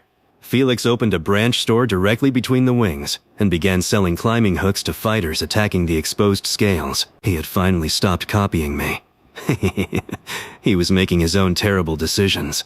Felix pulled up on the boss's spine like rent was due and opened retail. The boss rolled onto its back. Felix's counter vanished beneath several thousand tons of angry lizard. His drones escaped. Felix did not. Ember's bell rang. His last breath coin formed inside the crushed storefront. I opened Lifeforge at the market tower. The coin's light entered remote delivery and crossed the chamber while the body remained trapped beneath the boss. We had 10 minutes. The boss beat both wings against the golden streets. Half the shopping district tore free and spun into the magma. Counter towers tilted. Hatchling cages broke. 3 small monsters fell into the fire, reducing the count. My potion price dropped from more than 1 million to 131,072. Still excellent. Not enough for the next upgrade. I needed 20 hostiles again. I released 3 captured armor cores from the rear fortress. The tiny creatures entered the battlefield screaming. My count returned to 20. The price jumped back above 1 million. Rowan looked at the jars beneath my counter and realized I had carried reserve monsters for exactly this reason. I had not become less reckless. I had become organized about it. Bro brought emergency enemies like spare batteries. I sold 3 million price resurrection supplies to Felix's Lifespark. His stored treasure paid automatically because he had placed everything inside the shared battle stock before entering. Lifeforge created a replacement body around the spark using healing mist, world beast blood, and 1 patch of velvet cloth Ember had secretly kept since the 40th floor. Felix returned on the repair table, wearing a single velvet pocket over his heart. He saw the boss above us and asked whether his branch had made a profit. I told him the location had high foot traffic. He stood up. The boss entered its second phase. The chains above the chamber detached from the ceiling and stabbed into its back. Energy from every lower floor surged into the creature. Black scales regrew. Missing arms formed from molten stone. The magma ocean rose until only the golden store streets remained above it. This was why no expedition had defeated it. The boss fed on the entire dungeon core. Damage did not matter while the chains connected it to every ecosystem below. We had to cut all 12 chains. Each chain was protected by a different force.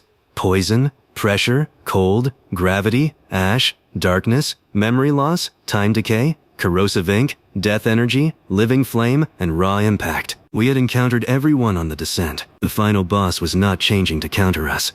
Those forces had always fed it. We had simply arrived carrying answers. Felix deployed ocean copper against the ink chain. Tessa used ancient mothfloor stone against time decay. Rowan wrapped burial cloth around the memory chain. Ember swallowed the living flame. Market Sky sold poison antidotes, pressure seals, cold shields, shadow lamps, and resurrection coins across the battlefield. I tagged each chain segment as damaged inventory after Rowan struck it. Then I sold the segments to customers standing on opposite sides of the chamber. Remote delivery tore them from the boss one by one. The poison chain became a bridge. The gravity chain became an anchor dropped into magma. The darkness chain became ammunition for Felix's drones. The raw impact chain went to Tessa. She wrapped it around her hammer and began spinning. By the 8th chain, the boss's regeneration slowed. By the 10th, its new arms cracked. By the 11th, black scales stopped growing. The final death energy chain resisted everything. It had absorbed centuries of failed expeditions. Rowan's blade passed through. Tessa's hammer lost force. Ember's white flame dimmed near it. The boss grabbed the market tower. Its claws closed around my counter. I activated damage inventory on the entire tower. For 3 seconds, my own store became merchandise damaged by a hostile attack. I sold it to Rowan. Remote delivery ripped the market tower from the boss's grip and launched it across the chamber. I remained behind the counter while the entire building flew. Rowan caught the delivery line with his chain and swung the tower around the boss like a giant golden hammer. We hit the death energy chain. The return bell struck it first. Every life it had protected rang through the metal. Rowan's 2 returns, Tessa's return, Felix's return. The nameless fighters revived on the moth floor. Thousands of lights freed from the cathedral. The chain shattered. The boss lost connection to the dungeon. Its 6 eyes went dark for 1 second. Then it went completely insane. All 4 arms clawed the golden streets apart. Wings created cyclones of magma. The mouth opened and swallowed 2 counter towers. Hatchlings broke free from the remaining cages. The floor core beneath us began collapsing now that the feeding chains were gone. We had minutes before the entire final chamber fell into the world beast below. The boss had no regeneration left, but it still had enough strength to kill everyone. Rowan attacked the chest wound. Tessa fired the cannon ring until barrels melted. Felix delivered every remaining potion, shield, rope, and weapon. Ember became a white fire phoenix and wrapped the boss's head in burning wings. I stood on the flying market tower and watched the monster meter. Hatchlings died in the chaos. 19 became 15. 15 became 12. Prices fell with each one. Our strongest advantage was disappearing, so I triggered the final monster wave. The boss's remaining eggs still lined the pillars. They had not hatched because the chamber heat had dropped when the chains broke. I rotated every checkout cannon toward the magma ocean and fired cooling shells in a circle around the eggs. The sudden temperature shift cracked them. Hundreds of hatchlings woke at once. The final floor became black motion. My monster meter stopped counting. Every surviving customer saw the maximum price of every item rise beyond measurement. I did not charge them everything they owned. I charged exactly what the final upgrade required. One last sale from each person. Rowan bought a chain link. Tessa bought a hammer nail. Felix bought the cracked lamp again. Every expedition fighter bought 1 healing drop, 1 shield piece, or 1 breath of air. The sales completed together. Grand checkout evolved into final delivery. Every store form we had created across 99 floors appeared around the chamber. The broken handcart from floor 1 rolled across a golden road. The ape bridge barrier rose behind it. The poison fort unfolded on the left. The dead bridge train crossed above. The sand ship sailed over magma. The thunder fortress descended from the ceiling. The submarine surfaced through fire. The rocket wagon circled the boss. The giant metal hands opened on both sides. Market Sky became a horizon of counters. They were not illusions. Final delivery rebuilt them from the value stored in every completed dangerous sale. My entire journey became a weapon. Bro got jumped by the complete season recap. Tessa took command of the sand ship cannons. Felix controlled the chain market drones. Rowan connected every vehicle with his chain blades. Ember flew above them as the white heart of the network. I set one item on the original Crooked Carts counter, the final boss's chest scale. Rowan had cut it loose during the first attack. It belonged to my inventory. I listed it as a return address marker for 1 coin. Every rebuilt store locked onto it. Final delivery activated. The dead bridge train struck first, wrapping the boss's legs in serpent rings. The sand ship rammed the lower body. Thunder wheels became electric restraints around the arms. The submarine fired pressure through the chest wound. The rocket wagon hit both wings. Giant hands clapped around the head. Counter towers launched every captured attack we had saved. Poison from the queen. Lightning from the blind giant. Force from the many-headed boss. Cold from the death floors. Fire from the volcanic giant. Sound from the silent beast. Distance folded from the moving plane. The final boss took all of it. Its body lifted from the floor. Rowan pulled every chain tight. Tessa fired the checkout cannons. Felix redirected stock into ammunition faster than shelves could empty. Ember dove through the chest wound carrying the return bell. She rang it inside the boss. The sound exposed the core. It was not a pearl, a coin, or a light. It was a black furnace beating behind the ribs, connected to the floor by roots. I did not sell the core. I sold the floor beneath it. Property tagging spread across the final chamber, using profit from the monster wave. Golden lines wrapped every magma pillar, chain anchor, broken street, eggshell, and piece of collapsed stone. The territory limit reached the chamber walls. I listed the entire battlefield as one delivery platform. The customer was Tessa. She paid 1 coin. Remote delivery moved the floor upward. The whole chamber rose like an elevator. Magma, pillars, hatchlings, boss, citadel, and every rebuilt store smashed toward the ceiling. The boss furnace remained rooted to the dungeon core below. The roots stretched. Rowan cut them. The floor continued upward. The furnace stayed behind. The final boss separated from its core. Its body cracked from chest to tail. Ember escaped through the opening. Tessa swung her hammer into the exposed furnace. Felix's drones packed it with every remaining explosive. I aimed the original 1-coin potion bottle from the first floor, empty and scratched, through checkout cannon. The cannon converted its history into force. That bottle had begun everything. I fired. Glass struck the furnace. The core exploded. Black light crossed the chamber, then collapsed into a single silent point. Every hatchling stopped. The boss's 6 eyes went dark. Its body fell across the raised battlefield and shattered into scales the size of houses. The final boss was dead. The great dungeon shook from top to bottom. Safe zone barriers flared but did not fail. Gates between floors unlocked. The monster surges feeding upward stopped. The world beast below gave one slow heartbeat, caught the falling chamber on its back, and lowered us gently into place. For several seconds nobody moved. Then the original checkout bell rang. The rebuilt handcart stood alone in the center of the wreckage. Everything else had returned to stored form. I walked to the counter. Rowan sat against a broken scale, both chains ruined and 1 million coins poorer. Tessa lay on the giant hammer, laughing at the ceiling. Felix crawled from beneath the counter with the cracked lamp still in his hand. Ember landed inside the bell as a tiny orange flame with 3 white feathers. Expedition fighters began cheering. The sound traveled through the unlocked gates. It reached the 90th floor cemetery, the trapped settlement on the 60th, the safe zones at 50, 40, 30, 20 and 10, and finally the city above. The 1-coin merchant had reached the final floor. I had sold the 1,000,000-coin potion. And I had killed the boss with the store everyone said should never leave town. In the weeks that followed, the final chamber became the safest trade point in the dungeon. The dead boss scales formed roads. Tessa rebuilt the citadel around the core platform. Rowan led expeditions clearing isolated nests from old floors. Felix opened a compact branch beside mine and claimed his prices were better. Ember burned his sign whenever he said it too loudly. I kept 1 shelf of 1-coin potions inside the final floor safe zone. That was all they were worth. People bought them as souvenirs anyway. Bro defeated the apocalypse and immediately started selling merch. No throne waited for me. No crown mattered. I did not want an office, a title, or a line of people asking permission to open soup stalls. I wanted the next dangerous location where everyone else was too afraid to do business. The dungeon provided one. When the final core stabilized, a freight gate opened behind the boss chamber. The great dungeon was finished.